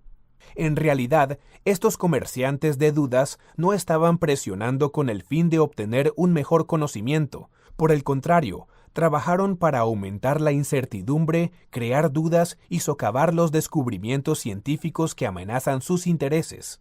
Durante años, esa estrategia le ha funcionado muy bien a la industria del tabaco que, desde entonces, ese mismo enfoque básico ha servido como un tipo de manual de instrucciones para otros intereses de la industria. Los comerciantes de dudas religiosos de hoy en día explotan el mismo defecto que la industria del tabaco. Al plantear cualquier duda que incluso parezca respaldada por la evidencia limitada, hacen declaraciones que, en efecto, aseveran que la Iglesia está equivocada hasta que la misma pueda probar un caso irrefutable, a menudo bajo circunstancias en las que es imposible probar algo con total certeza. Este enfoque parece básico para el manual de estrategia anti-mormón. Explica por qué los argumentos de los críticos que se han desmentido aún persisten. Esto sucede porque en la era de Internet, la duda que siembran todavía funciona. Los críticos no tienen que probar nada, solo tienen que hacer dudar a alguien, que es mucho más fácil que producir seguridad. Sin embargo, los comerciantes de dudas pueden cambiar el estándar de prueba justo solo si se lo permitimos individualmente. Tanto el sentido común como nuestro sistema legal nos dicen que una persona acusada de haber cometido un crimen es presuntamente inocente hasta que se pruebe su culpabilidad. Además, quien hace la acusación lleva la carga de la prueba, a fin de demostrar la culpa. Solo plantear preguntas o dudas nunca legal o lógicamente llevaría esa carga. Una pregunta sin resolver no puede compensar una montaña de preguntas que han sido respondidas. Tal vez no podamos explicar con certeza en dónde se encuentra la oveja perdida, pero solo por inferencia no significa que las otras 99 ovejas también estén perdidas. Nuestros encuentros inesperados con las dudas y las preguntas no siempre son impuestos por una amenaza o un enemigo. Independientemente de su origen, pueden representar una oportunidad para aprender y crecer de la experiencia. Podemos hacerlo siempre y cuando dejemos la carga de la prueba en el mismo lugar que el Salmo nos dice: «Y en ti confiarán los que conocen tu nombre, por cuanto tú, oh Jehová, no desampararás a los que te buscan». Capítulo 5. Ambigüedad productiva. Ambigüedades, contradicciones aparentes y paradojas nos rodean. Incluso, los principios verdaderos pueden competir entre sí de formas confusas. Aprender a aceptar estos conflictos aparentes el tiempo suficiente a fin de resolverlos es un paso esencial para hallar la simplicidad que se encuentra más allá de la complejidad. Sin embargo, tropezar con estos conflictos puede hacer que queramos esquivar la ambigüedad para que no tengamos que lidiar con la tensión que crea. Aún así, como José Smith dijo una vez, al poner a prueba los contrarios, la verdad se manifiesta. Este tema es relevante para nuestro proceso de 3 etapas. A muchos idealistas de la primera etapa que se topan con el realismo de la segunda etapa les intimidan tanto los contrarios, contradicciones y paradojas que no pueden saber cómo seguir avanzando hacia la simplicidad madura de la tercera etapa. Algunos simplemente prefieren volver a la comodidad de un punto de vista en lugar de soportar la incomodidad requerida para navegar y, finalmente, ser iluminados por una paradoja continua, como la justicia y la misericordia. Sin embargo, para pasar de la complejidad a la simplicidad informada, debemos permanecer dispuestos, aprender a honrar los principios en conflicto, aceptar la tensión e ir más allá de uno u otro modo de pensar. Así, la tensión se vuelve productiva. Por ejemplo, durante mi época como decano de la Escuela de Derecho de BYU en 1987, el presidente de la Iglesia, Ezra Taft Benson, se dirigió a las Madres de Sión en una transmisión para los padres de toda la Iglesia un domingo por la noche. Describió la maternidad como el acto más noble de todos. De hecho, en la maternidad radica el mayor potencial para influenciar en la vida humana, ya sea para bien o para mal. Después de enfatizar la importancia de tener hijos y criarlos, el presidente Benson dijo que debido a la muerte, el divorcio y otras circunstancias especiales, tal vez las madres deban trabajar por un tiempo. Sin embargo, instó a los padres a hacer todo lo posible para permitir que su esposa se quede en casa al cuidado de los hijos. Además, expresó una sincera empatía por aquellas mujeres fieles que no tienen hijos y no se han casado. La mañana después de la charla, cuando comenzó mi clase de Derecho de Familia, Mitzi Collins, una estudiante, levantó la mano. «Decano Hafen», dijo, «¿podemos discutir el mensaje del presidente Benson de anoche?» Asentí y sugerí que habláramos después de la clase. Mitzi movió la cabeza ligeramente en señal de negación. «¿Podríamos hablar de esto ahora?» Conocía y respetaba a Mitzi. Era la presidenta de la Asociación Femenina de Estudiantes de Derecho. Era una excelente alumna y una fiel santo de los últimos días. Luego, vi a casi todas las demás estudiantes asintiendo y mostrándose de acuerdo con ella. Así que comenzamos con una conversación muy sincera sobre el mensaje del presidente Benson, que duró hasta que terminó el periodo de clases. Me enteré por estas estudiantes que esa mañana algunas de las mujeres encontraron notas en sus mesas de estudio con mensajes como: «La admisión a la escuela de Derecho es muy competitiva. Por favor, deja que un hombre ocupe tu lugar en nuestra clase».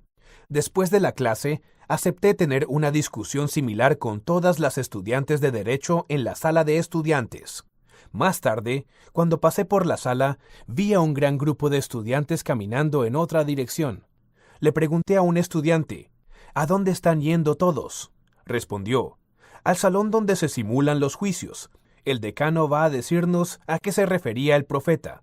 De alguna manera, mi reunión con las estudiantes se convirtió en una reunión para todos los estudiantes de Derecho para hablar sobre qué es lo que quiso decir el profeta.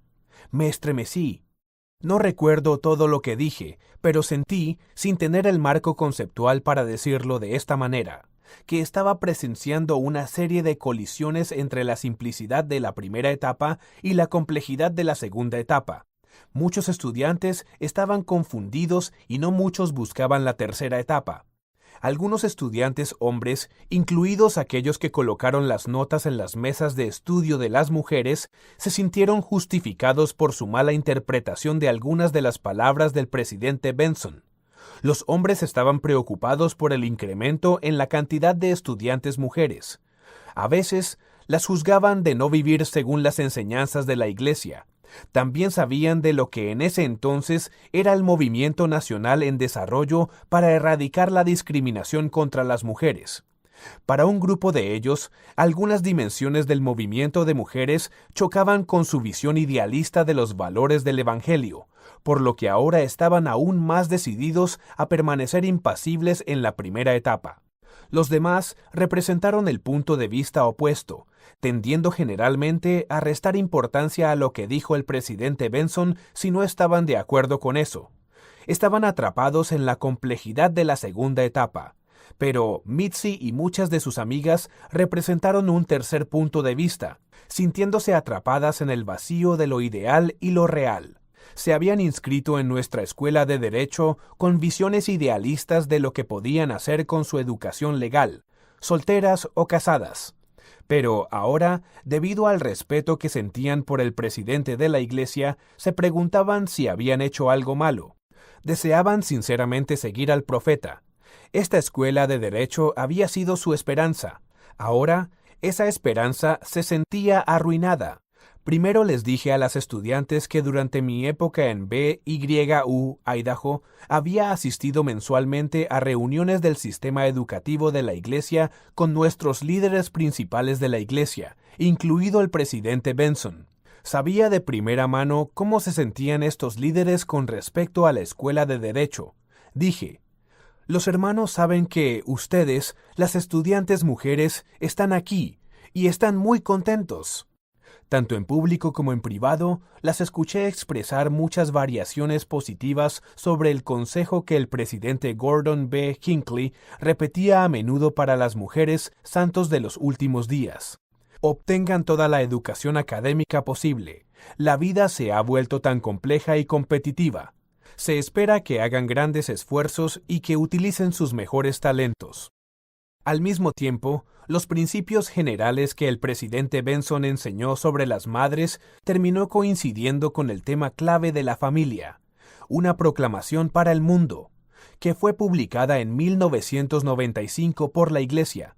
Por designio divino, el padre debe presidir la familia con amor y rectitud, y es responsable de proveer las cosas necesarias de la vida para su familia, y de proporcionarle protección. La madre es principalmente responsable del cuidado de sus hijos.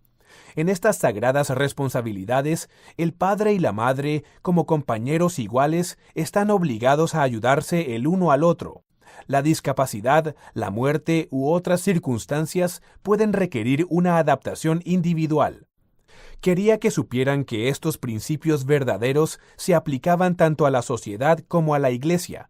Basándome en mi propia investigación de derecho de familia de los Estados Unidos, expresé mi preocupación personal por el hecho de que nuestra sociedad devalúa cada vez más la maternidad, a pesar de que las investigaciones en ciencias sociales han demostrado durante años que el buen cuidado de una madre es de vital importancia. No recuerdo las ilustraciones que compartí en ese entonces, pero esos datos fueron similares a los hallazgos de las investigaciones más recientes. Un estudio de 2005, por ejemplo, encontró que el 81% de las madres estadounidenses consideraba que su rol como madre era lo más importante que hacía, aunque solo la mitad de las madres se sentían valoradas en ese rol por la sociedad. Otros datos demuestran que las madres son los mejores modelos para ayudar a los niños en crecimiento a pasar por todas las etapas necesarias de desarrollo cerebral. Por eso, la maternidad ausente o ineficaz puede dificultar el desarrollo del cerebro infantil, afectando negativamente tanto a la familia como a la sociedad. Los matrimonios y los padres estables, ambos madres y padres, son factores clave que determinan el bienestar de los niños. Por otro lado, los niños con deficiencias contribuyen a una sociedad cada vez más disfuncional. Agregué que las perspectivas del Evangelio de nuestros estudiantes los capacitan para entender el matrimonio y la crianza de los hijos mucho mejor que la mayoría de personas en la actualidad. Si se les pidieran a nuestros estudiantes de ambos sexos que les dijeran a otros estudiantes estadounidenses de derecho qué es lo más importante en sus vidas, probablemente sus prioridades generales sonarían muy parecidas a las del presidente Benson. Eso hizo que fuera aún más importante para las mujeres en ese grupo obtener una buena educación legal y las habilidades analíticas necesarias para ayudar a una sociedad que está confundida con respecto al matrimonio y la vida familiar. En resumen, dije, casi nada es más importante que la maternidad y la paternidad. Al mismo tiempo, la Iglesia anima a las mujeres a obtener toda la educación que puedan, incluyendo, si así lo desean, la escuela de derecho. Todos necesitamos aplicar en espíritu de oración estos principios que a veces se muestran contrarios a nuestras propias circunstancias. Los líderes confían en nuestra capacidad para hacer eso.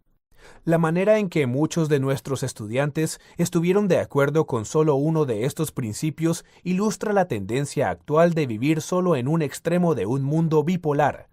A veces juzgamos a los miembros de la Iglesia con demasiada dureza, sin darles el espacio para emitir juicios personales.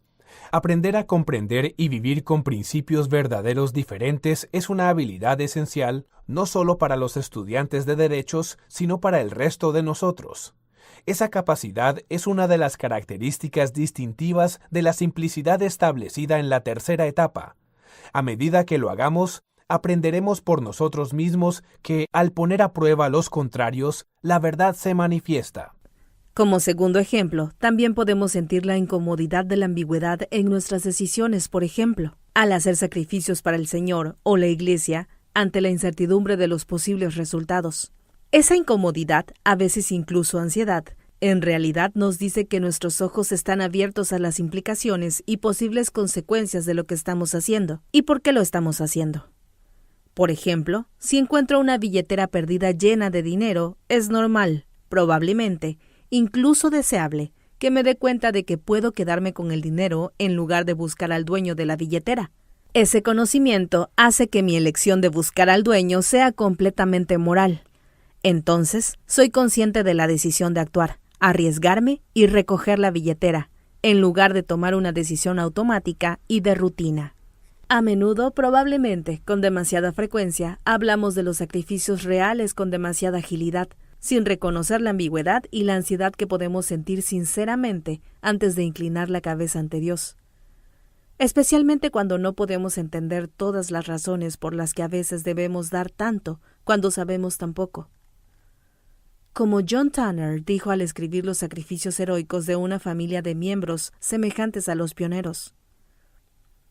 En historias como estas, es fácil, demasiado fácil ver la fe y perder el miedo. Pero no podemos perder el miedo y el estremecimiento cuando se trata de tu propia historia. Las Escrituras ilustran en repetidas oportunidades este proceso, que es parte central de la doctrina de andar por la senda de la fe. Piensa en la profunda ambigüedad en el momento en que Abraham se paró con un cuchillo levantado sobre su amado hijo Isaac, sabiendo que el sacrificio solicitado contradecía todo lo que le importaba, las promesas acerca de su único hijo, su posteridad, su tierra prometida, todo, es decir, excepto su amor incondicional por el Señor. Esther sabía que su pueblo estaba ayunando y orando por ella, pero también sabía que estaba arriesgando su vida al acercarse al rey. Con total fe, Esther dijo: «Así entraré a ver al rey, aunque no sea conforme a la ley, y si perezco, que perezca». Los 3 jóvenes israelitas se acercaron al horno de fuego ardiente en Babilonia con la misma mentalidad. Nuestro Dios puede librarnos, Él nos librará, oh rey. Y si no, no serviremos a tus dioses. Moroni enfrentó la aparente contradicción de que se le encomendara la tarea de escribir un testimonio final en las planchas sagradas, pero a causa de la debilidad de sus manos, se sintió incapaz de escribir con poder y dijo: «Temo que los gentiles se burlen de nuestras palabras». Entonces, el Señor le enseñó que si se humillaba, Él convertiría la debilidad en fortaleza. El Señor tiene cierta manera de ayudarnos a resolver nuestras ambigüedades de tal forma que nos moldea y fortalece. Un joven misionero retornado dijo que se alejó de la iglesia porque la iglesia no cubrió sus expectativas. Ese punto de vista simplemente podría reflejar la opinión de un consumidor moderno sobre la toma de decisiones, pero también puede minimizar su religión, tal vez porque quizás no tenga una calificación lo suficientemente alta en Yelp. Aún así, es probable que este mismo joven haya experimentado su propio momento de ambigüedad abrámica, cuando necesitó decidir en quién o en qué deseaba confiar más. Elegir la apatía o elegir confiar en el Señor y su iglesia, cualquiera de los dos, podría resolver temporalmente la ambigüedad de uno, incluso, temporalmente, la ansiedad existencial de uno. Sin embargo, las diferencias a largo plazo entre los dos caminos son asombrosas. Si podemos resolver nuestras ambigüedades con una actitud de fe, nuestras decisiones fieles finalmente nos conducirán a nuestra santificación. Aquellos cuya fe no es ciega, ven con los ojos, escuchan con los oídos y entienden con el corazón. Un día, ese completo uso de nuestros sentidos de fe nos llevarán a los pies de aquel que dijo: «Y yo los sanaré». Capítulo 6. La paradoja de la mente y el corazón. Existen ciertas tensiones naturales entre la fe y la razón, que ofrecen una variación instructiva sobre el tema de las tensiones entre la simplicidad y la complejidad tempranas. A medida que buscamos la relación correcta entre la fe y la razón, ese proceso nos prepara para alcanzar una forma aún más alta de resolución en aquella simplicidad. Después de regresar de la misión, me inscribí en la clase de problemas religiosos, en la que nos conocimos Mary y yo. En la clase, cada alumno debía elegir un tema para estudiar y compartir. Muchos de los temas eran similares a las preguntas que los jóvenes santos se hacen hoy en día. Por ejemplo, uno de nuestros amigos cercanos de esa clase era el talentoso y fiel Dylan Inouye. Su pregunta fue: ¿se ha restaurado realmente el Evangelio de Jesucristo? Mientras Mary decidió hablar sobre ¿cómo puedo sentir más la influencia del Espíritu Santo en mi vida? Por otro lado, mi pregunta era si debía ser un mormón liberal o conservador. Sinceramente, mi pregunta era cuánto debíamos desarrollar nuestras mentes y pensar por nosotros mismos, en comparación con cuánto debíamos confiar en la autoridad de la Iglesia y la guía espiritual. El profesor de historia de BYU, Richard Paul, escribió un artículo en esa época, titulado Lo que la Iglesia significa para personas como yo. Dijo que la mayoría de miembros de la Iglesia encajaban en uno de los dos campos diferentes. Podían ser mormones rígidos, asidos a la barra de hierro, que deseaban sin lugar a dudas que la Iglesia o el Espíritu les dijera exactamente cómo vivir, o eran mormones liajona, para quienes el Evangelio señalaba una dirección deseable y general, pero que mayormente tendían a depender de su propio juicio para decidir cómo vivir. Al hacer referencia a las dos categorías de Paul, nuestro amigo Dillon dijo que preferiría leer un artículo que se titulara Lo que significa la Iglesia para personas como Dios. Dillon, Mary, nuestros compañeros de clase y yo estábamos experimentando lo que el sociólogo Thomas O'Day denominó el problema más importante del mormonismo. En su libro de 1957, The Mormons, dijo que el gran énfasis en la educación superior de la Iglesia creó un conflicto serio e inevitable para los universitarios santos de los últimos días, ya que el enfoque literal y autoritario de la Iglesia en la religión chocaba con el escepticismo y la independencia que fomentaban los estudios a nivel universitario, al igual que lo ideal frente a lo real. Para O'Day, ese era un gran problema. El encuentro del mormonismo y el aprendizaje moderno y secular que todavía tiene lugar. Del resultado de esta fuente de tensión y conflicto dependerá el futuro del mormonismo. 50 años más tarde, una investigación de confianza demostró que, a diferencia de otros grupos religiosos, en cuanto más educación reciba un mormón, es más probable que tenga un compromiso religioso fuerte. Por ejemplo, el 84% de los mormones que se graduaron de la universidad tienen un alto compromiso con la religión, en comparación con el 50% de los mormones que solo tienen educación secundaria. Al ver el nivel académico cada vez más alto de BYU, pude darme cuenta de lo comprometida que estaba la Iglesia con la educación superior. Regresé de la misión con perspectivas más amplias que alimentaron mi hambre, incluso mi pasión por aprender. Estaba cerca de algunos profesores universitarios santos de los últimos días, cuyos ejemplos me motivaban a aprender. Uno de ellos me contó que J. Golden Kimball dijo que no podemos esperar que el Espíritu Santo piense por nosotros. Otro de mis profesores favoritos tenía un gran amor por la literatura y el arte, y enfatizó que lo que más necesitaban los estudiantes era su propia disciplina y su creatividad para desarrollar los dones que Dios les dio. Mi profesor de piano de la escuela secundaria era Reed Nibley, el hermano menor de Hugh Nibley. Reed era un artista brillante a nivel espiritual y extraordinario a nivel profesional. Me enseñó que una mayor sensibilidad a la música incrementaría mi sensibilidad espiritual. Además, dijo que el Señor nos ha dado la naturaleza y el arte para alegrar el corazón y animar el alma. Después, me encontré con mentores que procedían de diferentes apreciaciones. Mi presidente de misión, a quien quiero y admiro, me introdujo a las doctrinas sobre conocer al Señor y confiar en el Espíritu. Llegué a apreciar esas doctrinas cuando vi sus frutos en la obra misional. A menudo decía: confía en Jehová con todo tu corazón y no te apoyes en tu propia prudencia. Hizo hincapié en la plena confianza de Cristo en el Padre. El Padre que mora en mí, Él hace las obras. Entonces, para él, Cristo fue el hombre menos original que alguna vez existió. Además, advirtió sobre las personas que tomaban demasiado en serio la literatura y el arte. Asimismo, crecí cerca de un respetado maestro de seminario. Cuando me preguntó qué planeaba estudiar en BYU, dije que deseaba aprender todo sobre historia, literatura y filosofía. Respondió con gran preocupación que debía evitar esos cursos porque podían conducir fácilmente a las personas hacia lo que llamaba apostasía intelectual. Por lo tanto, mi problema religioso reflejaba la confusión que sentía al intentar conciliar los puntos de vista entre estos mentores. Nuestro profesor Wes Belknap me dijo después de la presentación de mi clase: «Bueno, algunas personas lo tienen en sus mentes y otras en sus corazones. Creo que es mejor tenerlo en ambos lugares». Entendí eso como un llamado a un equilibrio simple. Esa actitud me ayudó a rechazar el enfoque de uno u otro modo de pensar con respecto a mi pregunta. Comencé a ver los problemas desde cada extremo. Por ejemplo, fui testigo del extremo conservador de la religiosidad demasiado entusiasta.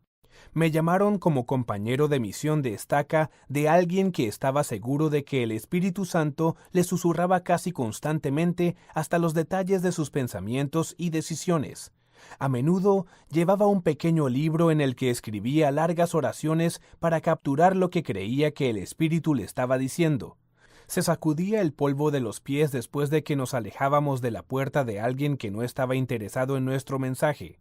Unos años después, llegó a la conclusión de que la Iglesia estaba equivocada y que Dios lo llamó a reformar la restauración. Atrajo a un seguidor pequeño y fiel. Finalmente, su tendencia a traspasar lo señalado resultó en múltiples tragedias para él, su familia y sus seguidores. Más tarde, me llamaron como consejero de 2 obispos de barrios de estudiantes, muy diferentes, que ilustraron el amplio espectro de las personalidades y actitudes que encontramos entre los líderes de la Iglesia. Una de ellas era altamente autoritaria, rígida y desconfiada con respecto a las disciplinas académicas. La otra se encontraba en el otro extremo del espectro, tenía un libre pensamiento, era analítica y académica. Estaba cerca de algunas autoridades generales y le gustaba hablarnos acerca de las fuertes diferencias de opinión entre los líderes. Después, comenzó a ver no solo las diferencias en los puntos de vista, sino los defectos personales serios en estos líderes. Estas preocupaciones lo carcomían, comprometían su voluntad para seguir los consejos de los líderes generales de la Iglesia, cuyos puntos de vista eran diferentes a los suyos. Unos años más tarde, también abandonó con rencor tanto a la Iglesia como a su familia. Estas experiencias reforzaron mi inclinación a buscar lo que simplemente llamaría un enfoque equilibrado. No necesitaba hacer una elección permanente entre mi corazón y mi mente. Pude darme cuenta de que la tensión entre la fe y la razón tiene una historia muy larga.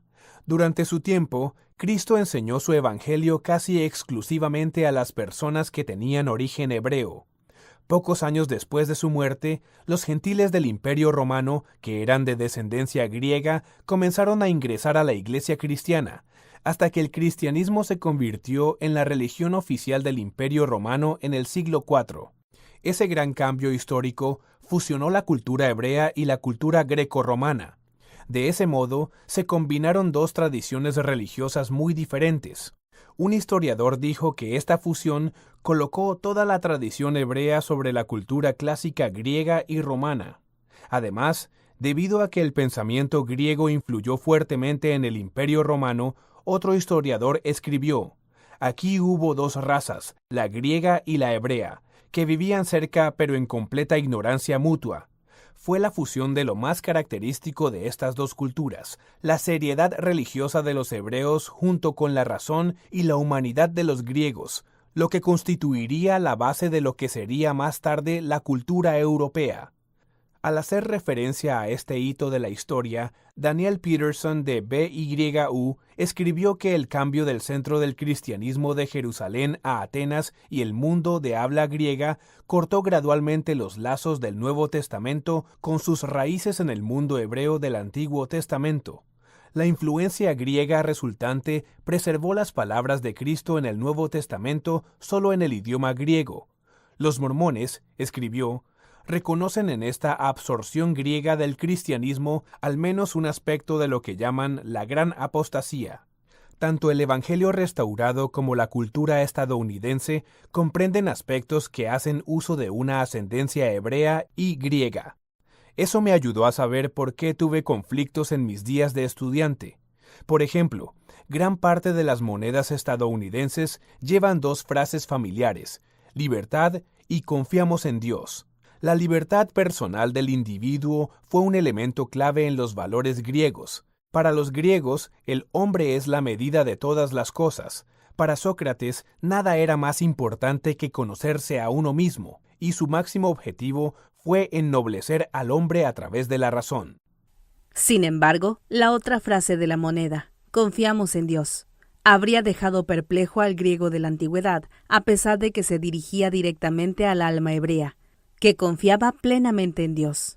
El modelo hebreo buscaba glorificar a Dios, no al hombre. Uno alcanzaba esta meta a través de la fe y la obediencia, no solo a través del razonamiento humano. Esta pequeña comparación contiene las semillas de innumerables argumentos que contrastan la razón con la fe.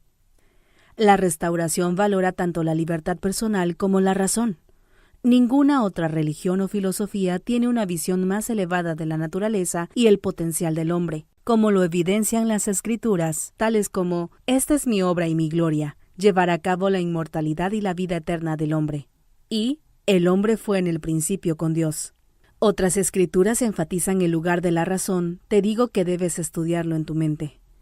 Y «Todas las cosas indican que hay un Dios». Asimismo, el elder Jonah Widtsoe escribió un libro santo de los últimos días titulado A Rational Theology.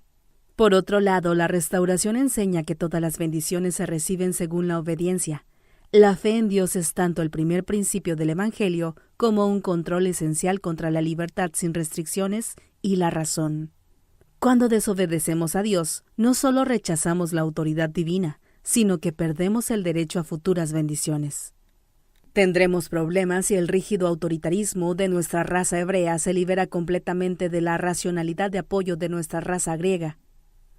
Eso fue lo que sucedió con mi antiguo compañero de misión de estaca. La raza hebrea se descontroló. Sin el control de la razón y el sentido común, se desvió del extremo derecho y se convirtió en una especie de mormón sectario. En cambio, el obispo se detuvo cuando no pudo comprender cuál era su camino entre las diferencias y las limitaciones que percibió entre algunos líderes de la Iglesia. Su compromiso sin restricciones con la razón finalmente lo llevaron a abandonar la Iglesia. La tensión griega se descontroló. Podríamos considerar a aquellos que mencionamos en este extremo del espectro como mormones culturales, que aceptan esa parte del Evangelio que satisface su estándar de racionalismo. Por lo tanto, podemos caer del borde del extremo derecho o izquierdo, ambos posibles respuestas a la complejidad que crea la tensión entre la fe y la razón. El área de superposición en la que coexisten los principios individualistas y autoritarios ofrece una perspectiva más productiva. Aquí, tanto el autoritarismo como el individualismo actúan como una comparación de uno con el otro. Ambos conjuntos de principios son verdaderos y juegan un papel importante en nuestras decisiones y actitudes, aunque las circunstancias diferentes pueden conducir a resultados diferentes en casos particulares. Se produce una interacción similar de control y equilibrio entre la fe y la razón que se extiende en el área de la superposición. Dentro de la superposición de nuestra herencia doble, los principios verdaderos extraídos de ambas tradiciones a veces pueden competir y entrar en conflicto. Por ejemplo, como se señaló anteriormente, la palabra libertad está en tensión natural con la frase «confiamos en Dios». Si confiamos en Dios, tendremos que limitar nuestra libertad a los límites que Él establece. Además, sabemos que las enseñanzas de Cristo están repletas de paradojas similares, principios verdaderos que parecen estar en conflicto, pero que las doctrinas más elevadas pueden conciliar. Por lo tanto, Westman tenía razón. Debemos alimentar nuestros compromisos religiosos tanto en nuestros corazones como en nuestras mentes, incluso si eso significa que también tenemos que lidiar con paradojas. Asimismo, me di cuenta de que la mejor manera de resolver dichas tensiones no es a través de las discusiones abstractas, sino a través de los ejemplos de personas reales, tal como el elder Neil Maxwell, cuyo corazón y mente trabajaban muy bien en conjunto.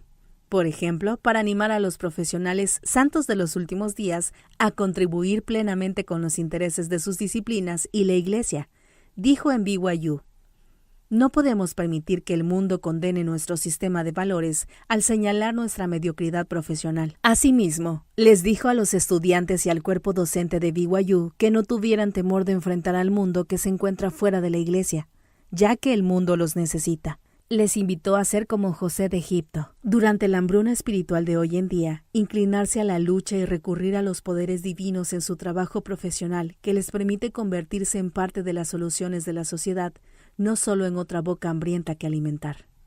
Los insto a tomar en serio tanto el estudio como el discipulado, ya que el estudio fiel reúne la vida de la mente y la vida del espíritu. Al mismo tiempo, creía que cada dimensión del Evangelio era relevante para los problemas sociales de hoy en día y que siempre fuera posible. Los eruditos santos de los últimos días deberían tomar sus premisas de investigación de las enseñanzas del Evangelio. El equilibrio ofrece un marco útil para resolver la tensión entre los principios en conflicto. Siempre nos paramos mejor en dos piernas que en una, pero ¿hay más? Ahora necesitamos preguntar, ¿qué hay más allá del equilibrio?